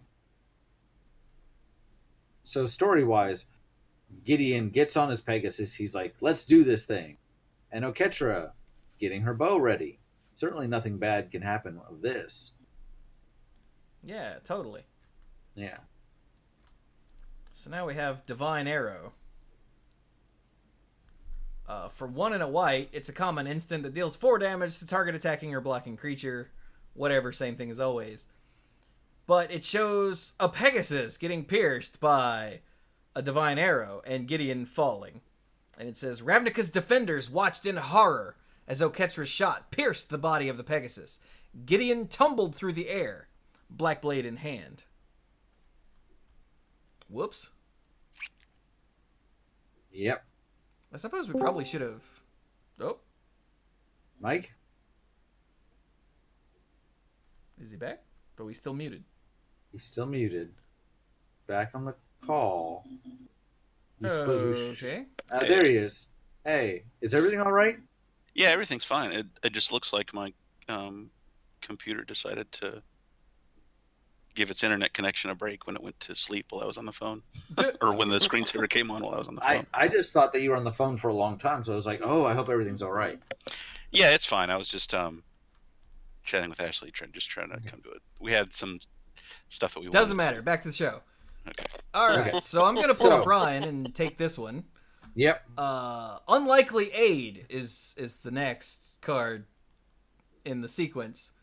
For 1 and a black, it's an instant common that says target creature gets +2/+0 and gains indestructible until end of turn. Again, not super Yeah. whatever, doesn't matter. Right. But what's going on in this card is the best thing ever. Yeah. What we see in the art is this tiny little Gideon with black blade raised, riding on top of the head of Rakdos, his freaking self. Yes. In the flavor text. The flavor text is, "No one will ever ride me again, Gideon. Expect no further favors. Rakdos." I just like Rakdos saying, "No one will ever ride me again." That's not something you come. He's at a dinner party like 3 years later, and somebody's like, "Hey, has anybody ever ridden on you?" He's like, "No." But Well, then explain this picture I found on the Ravnican internet. So, Mike, what we're doing is we're trying to piece together the story because these for whatever reason, Act 3, Scene 3 are not at all in order. But we These got are horrendously out of order. Like I thought the other ones were more put or less in order. in color order, and that's why they were out of order. But these are just flat out incorrect. Yeah. So we've done the Pegasus, we did the Oketra, we did the Divine Arrow, and now Unlikely Aid. Yes, So- I think that's the right order so far. yes. Rakdos caught the fallen Gideon and Yeah. charged him into battle, Yeah. which Mhm. is both silly and badass beyond all reason. It is definitely both. And so I think now is as good a time as any to do Gideon Blackblade because he's getting ready. So, Mike? All right, Gideon Blackblade, and It's a little tricky the way it's done, but he's a Mythic Planeswalker. He does actually have 4 abilities, like the other Mythic Planeswalkers in this set. So for 1 white, he's a Mythic Gideon Planeswalker, starts on 4 loyalty. Okay. As long as it's your turn, Gideon Blackblade is a 4/4 human soldier creature with indestructible that's still a Planeswalker. That's cool. There's another static ability. Prevent all damage that would be dealt to Gideon Blackblade during your turn. So that's really neat. All of the Gideon Planeswalkers can turn into a creature and get in there and beat people up. This one, he just turns himself on automatically during your turn. And that's awesome. So he has 2 loyalty abilities. The first one, +1. Up to 1 other target creature you control gains your choice of Vigilance, Lifelink, or Indestructible until end of turn. That's really nice. Yeah. For a plus ability.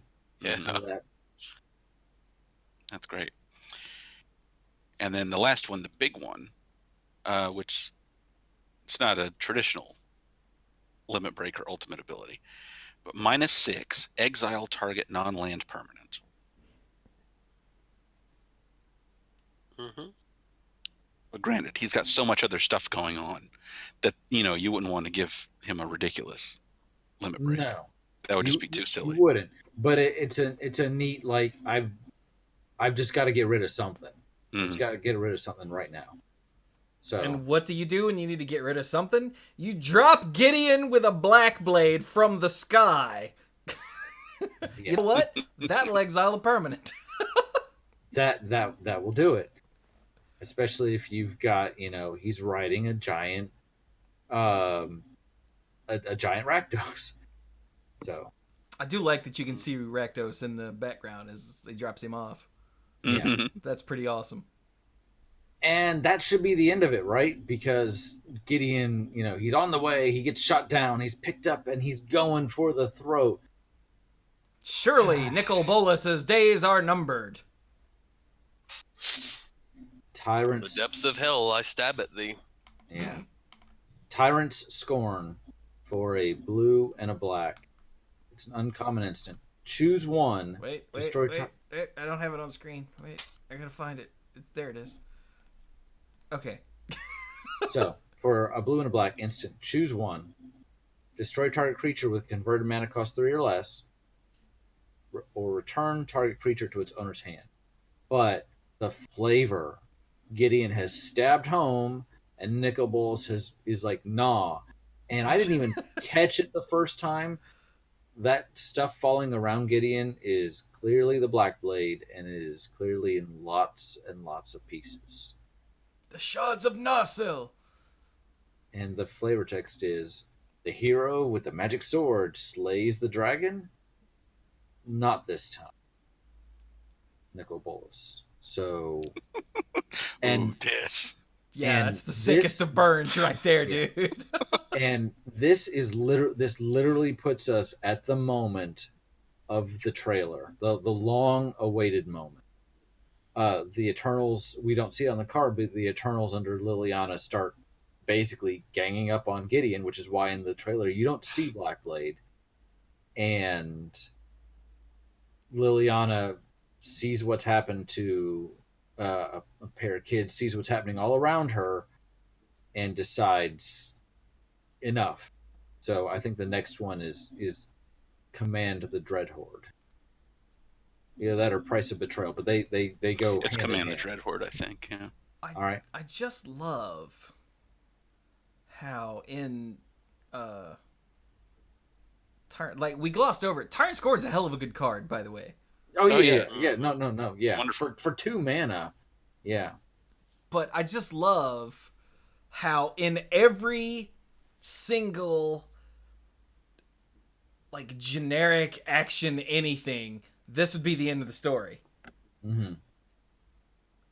And nope, just swats him out of this, like it's a parody movie. Except I guess if it was a parody movie, he'd just miss and like bounce off of a trampoline and go flying off into the distance or something stupid like I that. don't know. There have been some like Star Wars movies or something where it's like, yes, it's gonna work, and the bad guy's like, haha, no, Like crap. But I agree with you. This is more of a subversion of expectations. Mm-hmm. Wonder And- Woman. Wonder Where she Woman. Yeah. stabs at Ares, and Yeah. the sword, he just crushes the sword. Yeah. I don't think Mike has seen it because Mike doesn't watch movies, but spoiler alert. I saw Wonder Woman. Okay, good job. Oh, good. So All right, so Command the Dreadhorde, I'm going to guess, is black, right? it Yep. is. Okay. All right, there it is. Okay, go. Well, this one says, for 4 and 2 black, it's a rare sorcery. Choose any number of target creature and or planeswalker cards in graveyards. Command the Dreadhorde. Deals damage to you equal to the total converted mana cost of those cards. Put them onto the battlefield under your control. So this is Amass, reanimate? Yeah, it's a mass reanimate. Reanimate's the one that any- costs life, right? Yeah. Yeah, From any number of graveyards. but it deals damage, which is a lot different than making you lose life. That's exciting. That is Yeah. true. Oh, that's true. There are ways of. COP black, baby! But even good lord, that's dirty. But I You'll mean, be one black mana. and Lord of the Pit right again. Like 1 mana, ding, I'm awesome! but I mean, even if you do this fairly, I mean, I'll just take your best guy out of your graveyard, and my planeswalker you killed earlier. It's any number. I mean, yes, you might kill yourself that way, but Hey, flavor. hey, Because, we all saw the trailer. Yes. When Liliana goes, I'm gonna do this, and then she starts to, melt. yeah. But the flavor text is, Liliana seized the reins of Bolas's vast army, gritting her teeth behind the chain veil. It's debatable which one comes next. I think it may actually. I think we should probably go ahead and do Liliana's Triumph because. And I think Price of Betrayal is next. I think it goes Price of Betrayal, Gideon Sacrifice, Liliana's Triumph. Okay. Yeah. So real quick, before we leave Command the Dreadhorde, note that these Eternals that are all around her all have the Liliana purple glow in their eyes now to show Yes. Yeah. just that little Chic. visual cue there to show these are mine, not yours. Yeah. Mhm. So again, we're at that point in the trailer where she's like, "No more," and Bolus is like, "Oh, okay." Burn. So. Yeah. So Price of Betrayal is next, right? Yeah. I Yep. think so, yes. All right. So this is pretty serious for what My it jaw does. dropped when I Yes. saw this. So for 1 black, it's an uncommon sorcery. Remove up to 5 counters from target artifact, creature, planeswalker, or opponent. They finally printed an answer to poison. For your opponent. Oh, dang it! Yeah. Oh, You can use this to strip energy off of your opponent, though. yeah, but You can use it to I- strip experience counters off of your opponent. I seriously thought somebody finally went to Mark Rosewater and said, "You've got to do this," and I guess not. Man, And you have Mark no Rosewater idea. looked down and whispered, "No." You have no idea how much this actually upset me. That I actually was like, finally.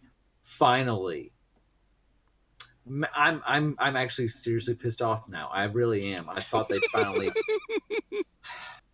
All right. Well, still, really interesting card. Really interesting card. Flavor text.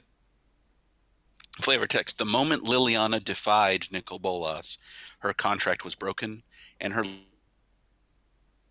Of all the places to robot out. Of all the places. All right. Her contract was broken and her life was forfeit. But she was free to choose her fate, and she decided it was worth the price. Wedge from, I think, is it the Mana Source? Yeah. Did a couple videos for his preview cards. This was one of them.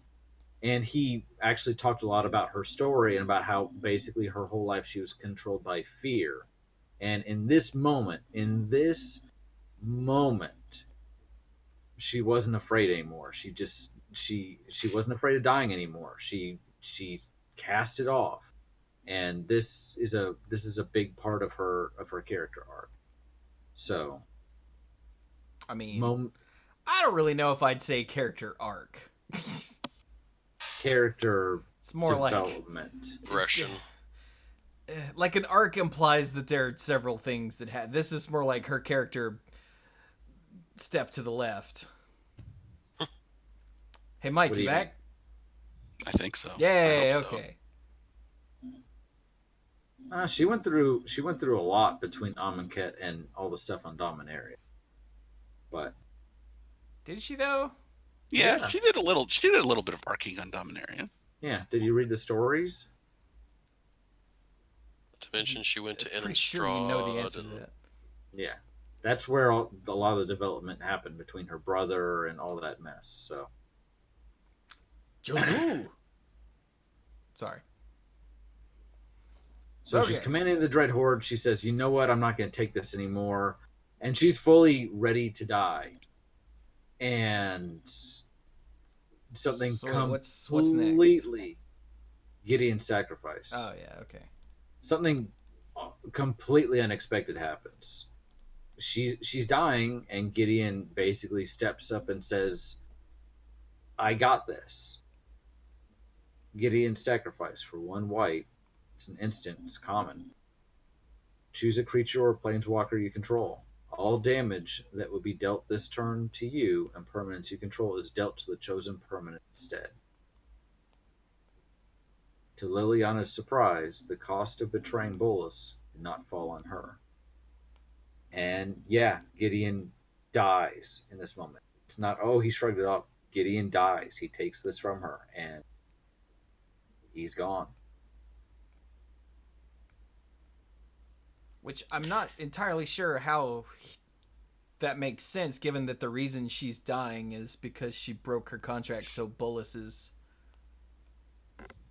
evaporating her. I think it's a bit of hand waviness, but I mean, It also, I'm sure, it also has to do with like Gideon's particular brand of defensive magic. yeah. It's like That's true. He it does works- give other things indestructible, for instance, on Yeah. his. Yeah, and he uses himself as a shield like all Right. the time. Yeah, he has an Aegis that he can. He's most of the reason the flavor reason that he is indestructible is he can literally basically give himself a clear coating of can't touch this, and he's essentially drawing her curse into himself. I think. So yeah. I mean the card itself is okay. It's a little like surprise. I'm gonna basically sacrifice this thing to take all of the damage that would be dealt elsewhere this turn. Yeah, Is and it that's- essentially it's a pariah? Is It's that a what one- it is? It's like a one-shot pariah. yeah. Yeah. Prior. I mean, this used to be a black effect, a simulacrum. Yeah. But we got put. Oh It my was god, pointed out it in the is. chat. Yeah, it was pointed out in the chat much earlier that this is perfect to use with Command the Dread Horde. Ha! Yeah. Ha! I did not even think about that. Yeah, because Command the Dread Horde deals damage, this can redirect it to that Llanowar elf from earlier that Brian had. Mhm. One more in this section. And that one is Liliana's Triumph. For 1 and a black, it's an uncommon instant. Each opponent sacrifices a creature. If you control a Liliana Planeswalker, each opponent also discards a card. And the flavor text says, her triumph came not from escaping her death, but in claiming her independence.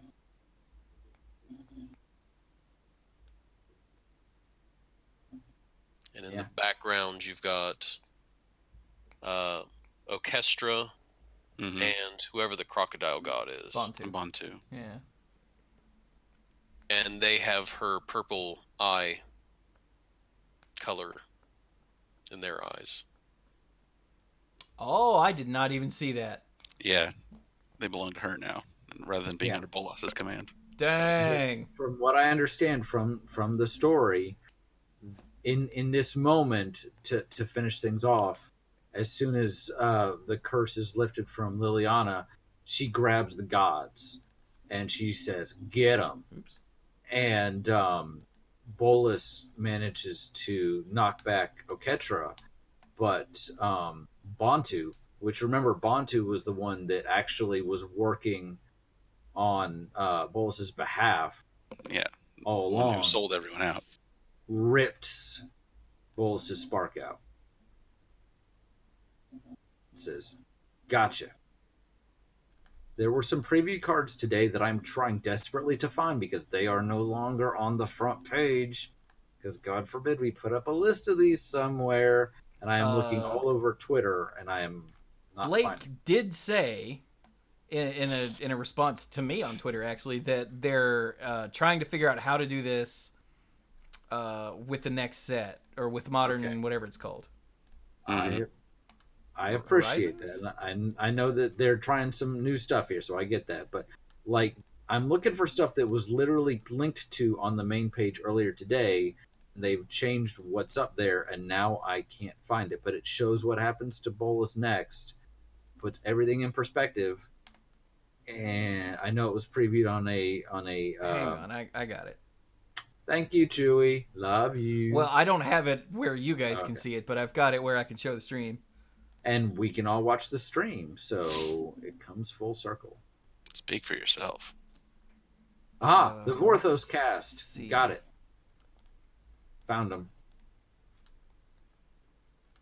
Okay, here's If I another tried to watch the stream one. while we were podcasting, you wouldn't hear another word out of me. I mean, that's not entirely bad. Oh,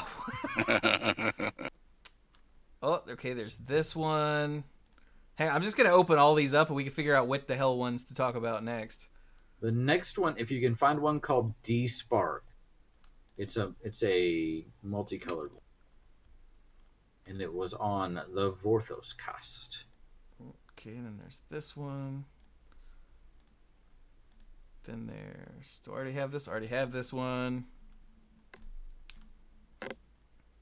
Alright, I think I've got them all. D-Spark is right here. Back to OBS. Boom. Said. There you go. D-Spark for a white and a black is an uncommon instant that says exile target permanent with converted mana cost 4 or greater. We've seen stuff like this before. Again, it's not the card itself. It's the flavor. Liliana whispered to whatever consciousness Oketra and Bantu had left. You are the gods. He is the usurper. You know what to do. And because, you know, he had his Eternals using the Elder Spell to rip out sparks. Feels very fitting that the biggest ones would be the ones to make it happen. So his spark is ripped out, but he's not dead. There's another card they previewed. It's called Prison Realm. Do you see that one? Oh, yeah. There's one we've missed before that, though, that's not in the story for some dumb reason. Sure. What's that? I don't know. I have to go find it because I know it from the art. Is that the one with Ugin looking at the big old gem in the meditation room? Yeah. Mm-hmm. But I don't know what the hell it's called or what color it is. Is it blue? Did happen to see that the other day. Seems I like think it's it's blue. Yeah, here we go. The finale of Revelation. There you go. Which is, where the hell did that card just go? There it is. So the finale of Revelation is one of the finales where it has the crazy art. But someone should read this before we talk about that. Mike? Okay. Is the finale of Revelation in the card image gallery yet or not? Yeah, it's blue. It is. Oh, I didn't realize it was in the card image gallery. Okay. Yeah, this was from a day I or have two it ago. now. I have it now. So finale of Revelation, X blue. It's a mythic sorcery. Draw X cards. If X is 10 or more, instead, shuffle your graveyard into your library, draw X cards, untap up to 5 lands, and you have no maximum hand size for the rest of the game. And then you exile Finale of Revelation. So Ugin saw the gem that connected Bolas to his meditation realm as the key to his brother's downfall. Yeah, like this was the thing that there's a reason we never saw Ugin show up on Ravnica. Is because he was busy doing all the real work. Well, he's behind the scenes. He's got to I'm make sure that's sure. how he would characterize it. Exactly, yeah. But yeah, the giant gem of becoming there is giant. Yeah, it's pretty big. Like, so that's then, a scale Ugin, for God's sake. I mean, he could be a little ways away, but then, yeah, you're right. I mean, as he gets closer, it's only going to get bigger. So, yeah. But, so, it's not explicitly spelled out here, but I think either he took it, or destroyed it, or severed Bolas's connection to it, or something. Yeah. Mm-hmm. Like, I haven't looked through all of the cards not in the story section, but I'm fairly certain if we saw Ugin smashing it, we would have gotten a card for it, or someone would have pointed it out to me, so. Probably. So, if you want to bring up the image for Prison Realm, which Yeah. I think would be next. So, for 2 and a white, it's an O-ring effect. For it's an enchantment, it's uncommon. When it enters the battlefield, exile target creature or planeswalker an opponent controls until Prison Realm leaves the battlefield. When Prison Realm enters the battlefield, scry 1. So that's good. But again, story. And this picture of Bolas is borderline pitiful. I mean, you don't pity a guy that's done everything that he's done and been so callous to people for literally thousands of years, but he just looks pathetic. After millennia to craft victory, Bolas had eternity to contemplate defeat. And you can see in the background what looks like the horns of the meditation realm, and they look broken, right? Well, they don't look like Bolas horns anymore. Now they look like Ugin horns. They look like Ugin horns. Ah, good I observation. just noticed that as you started to say it. I think it's I think Ugin has fixed it. Yeah. So now he's stuck there, which of course, from story perspective, means, maybe someday he'll come back. But if that's the case, I hope it's a long, long, long, long, long time from now, and not next set. We're cool. So, You know what? This just occurred to me. Reading chat is like, oh, I'm sorry, I'm pissed he's not dead. No, he doesn't need to be dead, because at some point, you need to have some planeswalker run into a problem and go, there's only one person that could help. oh, you think it's going to be a Silence of the Lambs kind of thing? And have to... Oh, God, no. Not okay, well, actually, yeah, from the original setup of what happened in Silence. Not what happened later, but yeah. I think Bolas is going to be there as a... Someone's going to have to go talk to him. Yeah. About something. Mm-hmm. There's one psycho brilliant enough to figure this out. And we know exactly where he is. Yeah. And he's not a threat directly anymore. He can't leave. Mm-hmm. Or he stowed something somewhere, and they're like, we need this mystical artifact of Wahoosit. Who's the last person that had it? And they're like, okay. It's freaking Bolas. The library card says it was checked out to an N Bolas. Dun, dun, dun! So they have to go and, be like, all right, where'd you put the thing? And he'll be like, quid pro quo. The Hell Vault. quid pro quo, Sean. But this needs to be like 10 plus years away. This is not a thing we need to do in 5 sets. Which means we're probably going to do it in 6 sets. These things need to have consequences. I mean, we killed off the Phyrexians. The Phyrexians are back. Bolas has been gone for a while. We have Bolas back. But you know who actually stays dead? Uncle are the Ben? heroes. Oh. I mean, Venser is dead, like dead. You don't hear about Gerard coming back anytime soon. And I don't know. I mean, Gideon actually, like, he was never a retrospective on Gideon. He was never my favorite Planeswalker. I mean, I actively railed against his first incarnation because it was dumb and I hated it. And, When he but says from a dumb, he means way OP. way OP, just like, you gotta attack me, bro. And I'm like, oh, damn it. But I don't know. I think it almost got to me a little emotionally the way they progressed through this and how he's just like, no, I'm going to do the right thing every time. The world needs Liliana more than it needs me right now. Doesn't matter if she's good, bad, whatever. And he just took it with no hesitation. He's just like, this is what I got to do. I mean, he and Liliana had a few moments earlier, They a did. couple sets ago too. They Yeah. did. But this was not a like, oh, she's my girlfriend, I gotta save her. This is a purely selfless, just not even like don't mourn for me kind of thing. It was literally like, I'm doing it. Mm-hmm. Yeah, Johnny said if we die, so I'll die. Meh. You Did you also see I Heart- mean, notice he's kind of had a death wish ever since his spark first ignited. After all of his friends got killed. I mean, Yeah, he that's was true. constantly battling. Did you see Heartwarming Redemption? Did you see this mess? Yeah. so I don't know if we mentioned it, but you'll notice that the gem between his horns in Prison Realm Is is gone. missing. Yeah. So that's a nice touch. Hey, Dirk. Mm-hmm. Let's see. So Yeah, where? Let me click that link. Let- Your let- link is let- probably better.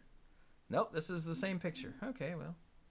all right, so the card Brian just sent me was Heartwarming Redemption. For 2, a red and a white, it's an uncommon instance. Discard all the cards in your hand, then draw that many cards plus 1. You gain life equal to the number of cards in your hand. Keithian had known war every day of his life. Now he finally knew peace. Yeah. Oh. That's him with the people he knew in life that he inadvertently got killed and has been the source of his greatest guilt over many years. Yeah, I mean, look, I'm not a sap, but this got to me a little bit. He's Warrior has done his part, and he's done. So which afterlife is this? I also had that thought. I'm like, okay, if you're from Theros but you don't die on Theros, I don't know, because they've got that whole thing with the underworld. But if anything, Yeah. this looks like a much better place than the underworld that's ruled by Or maybe Erebos. this is So. some insight to where the person's soul goes when it's separated from the body that can come back as a returned. Maybe. When it's separated from the shell. I mean, this obviously is not Theros. The chat is saying, I think it's Theros. This is not Theros because he's not a zombie and he doesn't have a gold mask on. Well, no. I'm saying, Not the zombies on the chat. But no. I'm saying that maybe this tells us where the spirits go when they're separated from those shells. Because remember, Go ahead. those on Theros, those bodies are only like sort of like they resemble the person they used to be, but most of the soul is gone and the mind is definitely gone. So I'm saying maybe there are 2 separate afterlives in Theros, but so far we've only seen one. So far we've only seen the underworld. Or And now we're seeing the equivalent of the Elysian Fields. Or instead of trying to invent a whole new part of the mythology, this is just representational of his finally having peace and is not a snapshot of something that's happening, which was my take. Because Could be. Yeah. We don't know any of that, so you'd have to write a whole new section of the fiction for that. Or you could just, because it's not called Heartwarming. I smell a new set. It's not called Heartwarming Reunion or anything like that. And the flavor text just says, now he finally knew peace. I think this is just it's sort of like the deliver unto evil. It's an abstract image of peace, and him finally. I get it. I would have expected an abstraction to be more stylized, like Deliver Unto Evil is. True, It but it Seb could McKinnon, I don't think can do heartwarming. He can't do, he doesn't do not stylized. Yeah. it could honestly. I think it could mean whatever you really need it to mean. True. So Stark said, turns out Gideon was in a coma since Zendikar, and the entire story was his fever dream. And this is him waking up to find all of his friends. You alright, man? He's like, y'all, you were there, and you were there. You guys died a long time ago. And then he wakes up again, and he's about to die, and he sees Liliana, and he goes, damn it! Like... See, because it's the double nightmare thing. Anyway... But yeah, this is a very sad. Now, you want to get real sad? I could show you one more piece of art. okay, is this from the spellbook? Yeah, Yeah, go ahead. and okay, it's giant, but it's Rest in Peace. They're doing a Gideon spellbook. Here it is for you guys. Oh, cool. I thought they gave up on the spell books. What? No, they're doing a Gideon one. They only did one, right? It just seems like it was such a long time ago. Oh. They usually hammer us with all kinds of stuff. So this is Rest in Peace, so you know what it does, but the image is a statue of Gideon doing his oath. Doing the oath, yeah. And the flavor text is I will keep watch. And this one got me. I saw that and I went, oh come on, man. Yeah. I need that right now. Seriously. He was the one that even said, if we're going to do this, we need to be serious about it. Planeswalkers always have the ability to, if something goes bad, we can always leave. But we can also be the ones that stay. And he inspired Jace. He inspired the rest of them. So, yeah, it was an article by Polygon that was up today. And with giant story spoilers in the headline and in the URL. So someone just dropped you the link. It was like, major player dies in Magic. Oh, come on, man. But yeah, they Rest in Peace has that look. They have a Martyr's Bond with him in there, and it's a bit more stylized. And it's got other ones from his life, like him facing down with Belzenlock with Blackblade. Excuse me. True Conviction of him facing off against the horde of Eldrazi, and Worship, where he's raising some kind of giant urn toward the Temple of Oketra. And the flavor text says, even after all that befell Amonkhet, Gideon never believed that his trust in Oketra was misplaced. And I feel like it's fitting then that Oketra was one of the gods that after Gideon died said, I mean, yes, she was under Liliana's control, but still, it's fitting that she was the one to go, nope, not doing this anymore. So, yeah. See, I finally found the article while Brian was talking. So yeah, here's Martyr's Bond. It's got the original Gideon Jura. Mm-hmm. Okay, cool. Now he throws up the link. And Martyr's Bond, with the flavor text, one life at a time, that is how the world will be saved. Aw. Yeah. And then Path to Exile, with the sweet art of him and Belzenlock. That's really cool. And there's Rest in Peace, Shielded by Faith. What is he fighting against here? Is that some Eldrazi nonsense? Some nightmare creature thing. Looks like he's surrounded, so I'm guessing this is some sort of Eldrazi nonsense. He always finds himself surrounded. Ain't that the damn truth? True conviction. Heroism is more than a single act. It is hundreds of small decisions made every day in pursuit of a heroic cause. Come on, man. and worship. Even after all that befell Amonkhet, Gideon never believed that his trust in Oketra was misplaced. Mm-hmm. And then Oketra's the one that shot his ass down.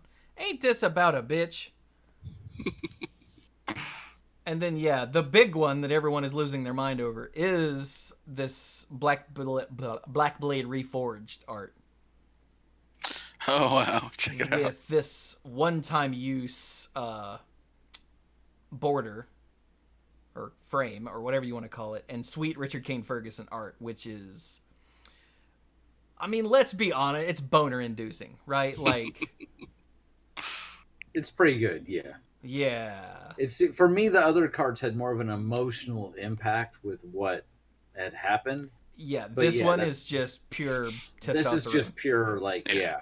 This one has an emotional impact for me as a Magic player. Yeah. Exactly, yeah. This one has an emotional impact with electric guitars in the background. Meedly, meedly, meedly, meedly, meedly, meedly, meedly, meedly, meedly, meedly, meedly, meedly. Yeah. And the strongman comes in with his bass. He's like, Jo. Okay, anyway, sorry. A weapon of evil redeemed in Gideon's hand. Too bad Bolus broke it to pieces. Maybe they'll reforge it, Shards of Narsil style, like somebody said. Yeah, it'll be reforged. Yeah. Is the third reforging free? I don't know. How many punches do you have on your punch card? So, that, I mean, it's late, even for those of us that have been here the whole time. but I really, really wanted to get through that storyline. So, yeah. There's one more Planeswalker for sure that we haven't talked about. And it's the Ugin. Yeah. I mean, I think there's one or two others as well, but Ugin's the big one that I know that we haven't covered. Mm-hmm. What's it do, Chewy? So for 6 mana, it's a rare Ugin Planeswalker with 4 loyalty. And it says colorless spells you cast cost 2 less. Hey! What if? +1. Exile the top card of your library face down and look at it. There was a big discussion about this in the Discord server earlier today. Or yesterday, whenever it was. Create a 2/2 colorless spirit creature token. When that token leaves the battlefield, put the exiled card into your hand.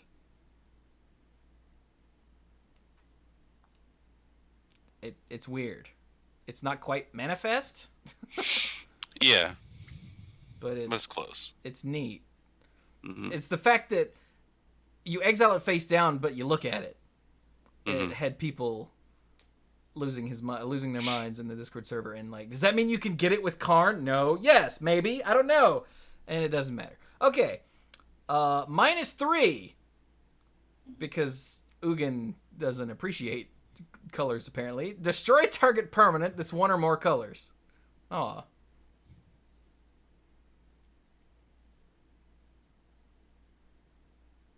Oh. Yeah, that's pretty neat. But yeah, like this first ability is really cool. It turns a card into a spirit. It takes something that you have and coalesces it into a spirit, and when that thing dies, you get the essence back, meaning you just get that card back. It's really flavorful and neat. Mm-hmm. In terms of mechanic and everything, though, that essentially means there's no reason for you not to attack with this creature. I mean, unless you got a lot of cards in hand.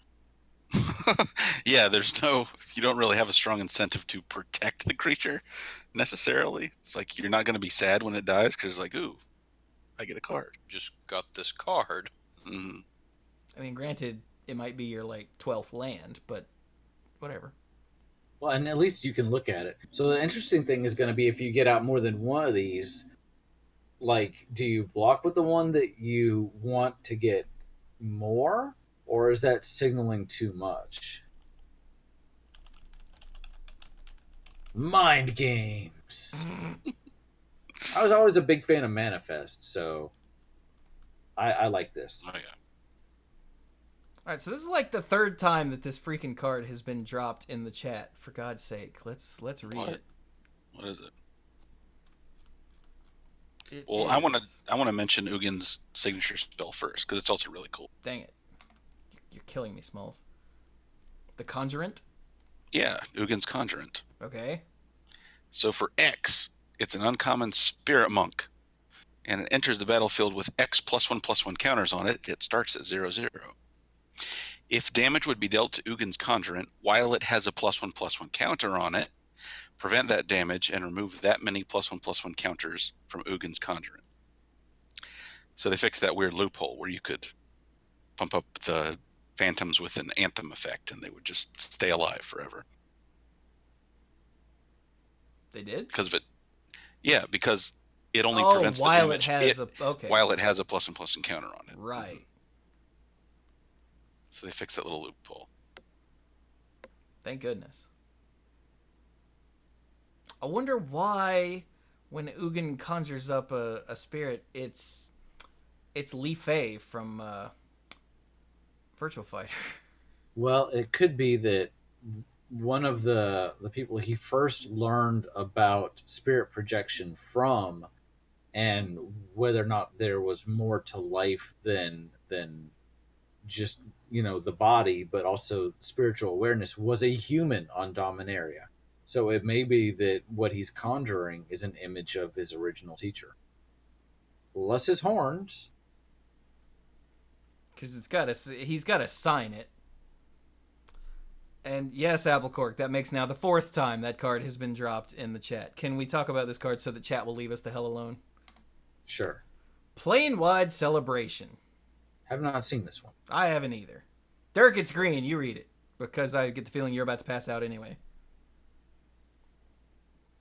Is it in the visual? Look at the... Are you on Twitch? Yeah. Okay. All right, just sort of read it from Twitch. What? No, Yeah. here. So, Plane-wide Celebration. For 5 and 2 green, it's a rare sorcery. Choose 4. You may choose the same mode more than once. What? It's like a command, but you choose... Okay. Uh-huh. All right, the first one. Create a 2/2 citizen creature token that's all colors. Neat. Second one. Return target permanent card from your graveyard to your hand. I like it. Mm-hmm. Third one. Proliferate. Ah! Just straight up. Useful. Yeah. And the fourth one. You gain 4 life. Huh. So, but you can It's- choose the It's same the mode, Yup Yup song. You can choose this one mode 4 times, or or a combination of any one of them. I don't really need 2/2s, so I'll get 2 stuff back from my graveyard, and I don't have anything to proliferate, so I'll gain 8 life. Yeah. A really interesting card. 7 mana is no joke. I'm running an Arcbound deck. Proliferate, proliferate, proliferate, proliferate. I love you, Dirk.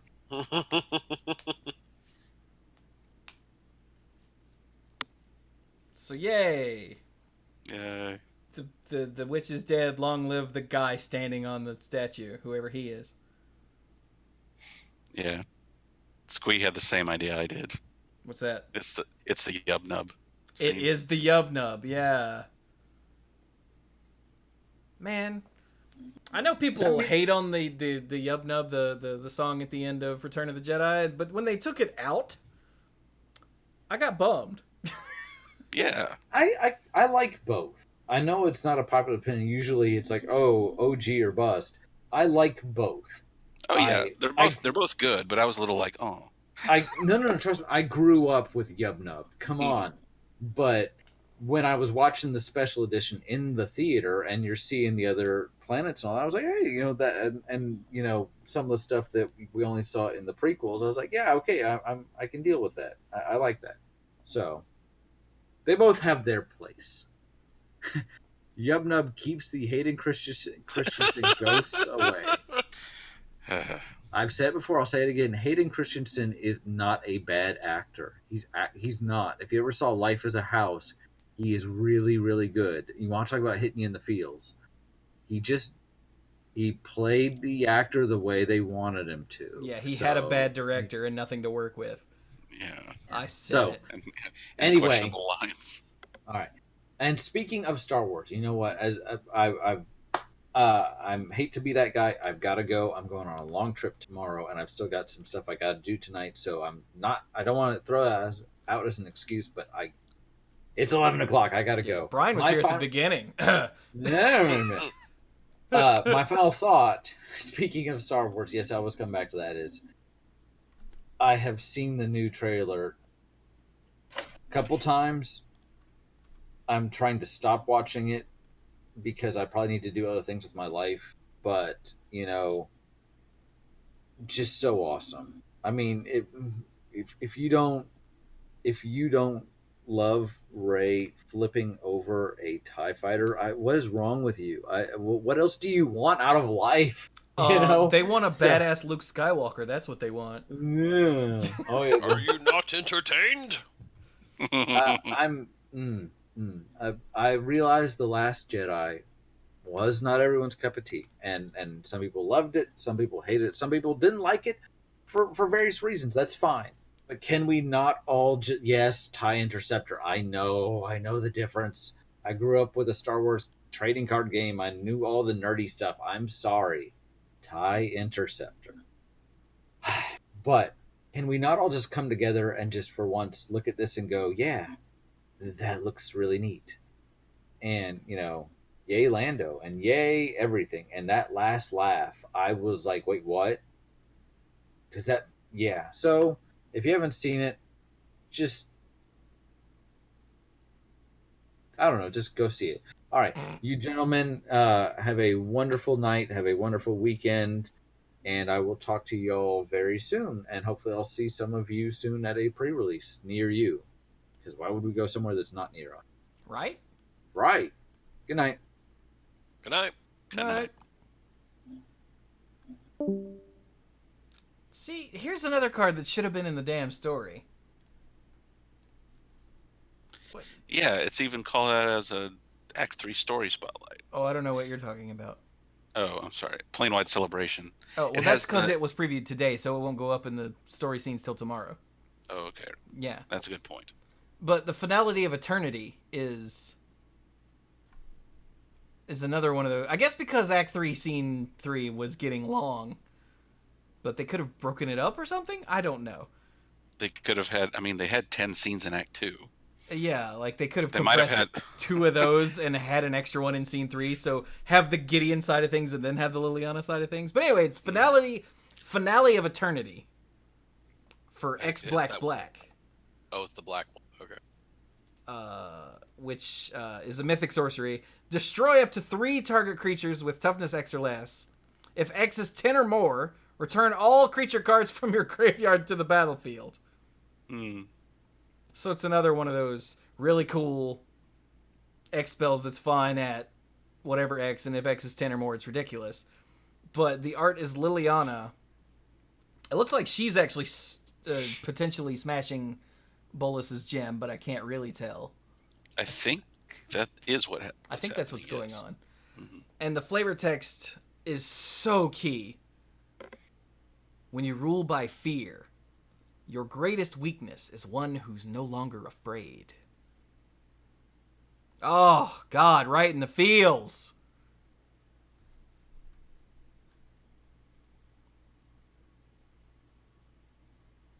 You'll also notice she's wearing a long dress and floating, and she has one knee bent, but she doesn't have a giant dong.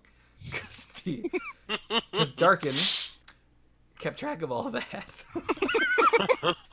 I don't know. We can only see her from the back. We don't know what's going on in front there. I said giant.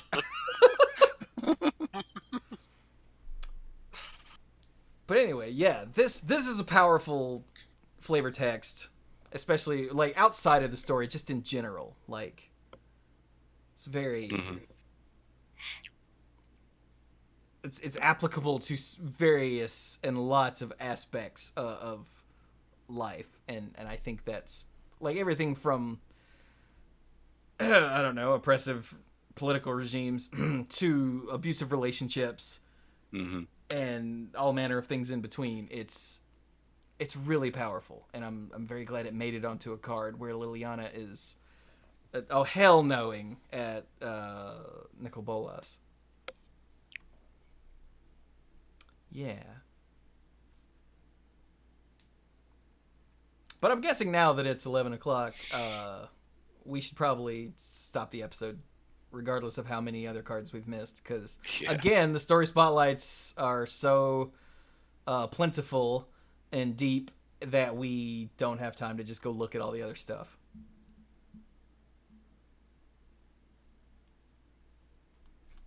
Oh, wait a minute. Let me look at this art again. Does it look like she's torching the chain veil? Or vorching the chain veil, as the typo says? I can't. I don't see that myself. It doesn't look like she's wearing it. Well, I don't see it from here. I think she is wearing it, isn't it? Isn't that what I... Oh, that's her headdress thing. That you can see the side of next to her face.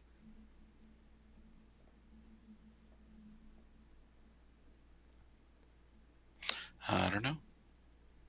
Oh, you said vorch. So vorching was not a typo. What the hell is vorching? Look at the left side of the Gem of Becoming. Oh, did she chuck... Oh, it looked like... Okay, so it could be that she chucked the chain veil into the Gem of Becoming. There's another freaking spider. God almighty. I hate spring. I hate spring. Can we go back to freaking winter? Hello, spider. Die. Okay, better now. Anyway. I don't know what vorching means. I'm just going to assume it actually was a typo.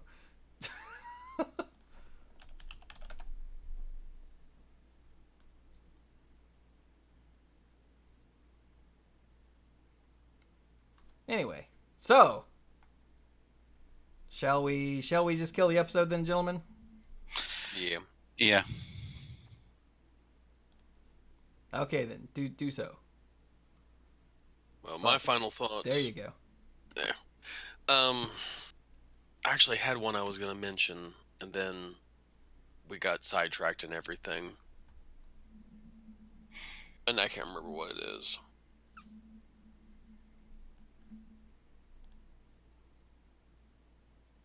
Yeah, I hate it when that happens. Whereas, like, I really should write down some of my thoughts or have some sort of this, like, okay, I need to go back 5 seconds to figure out what that thought was that I was gonna say. It's the set looks really good. It has a lot of catastrophe moments of, oh no, I don't know how they're gonna get it, and all of a sudden there's just something comes out and it's like, oh, this is great. This is something. It feels like there's going to be some sort of, something that saves us in the end. But this has a really good plot. This sounds like it's going to be really good. The cards look great too. Yeah, there's all kinds of ridiculous power level in this set.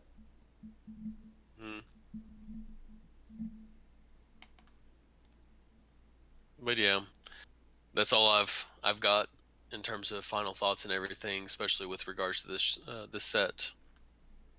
All right then. Next. So Mike. All right. I also really appreciate the story being told here. It's really exciting. They're able to use the Ravnica setting well without it having to be a guild focus set or a multicolored focus set. So that's cool. They were actually able to make that work. There's just one other thing that's been on my mind for a while, but I kept forgetting to mention it in the other final thought since then.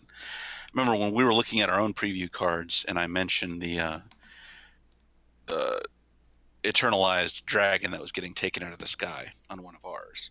And it's like, I don't think we've seen eternalized monsters yet. And then someone pointed me towards the hippo later.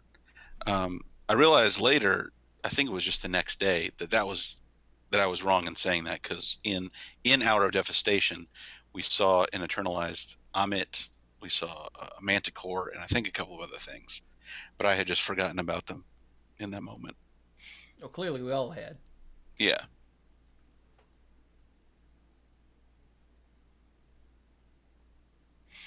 But, yep, that's it for me. All right.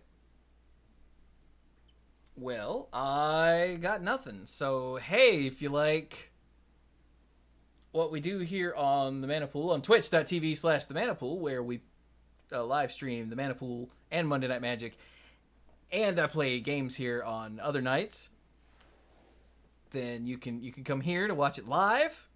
I usually don't stream on Tuesdays and Sundays, but I try to stream every other night besides those two. Whether it's Monday Night Magic on Mondays, the Mana Pool on Thursdays, or video games on the others. And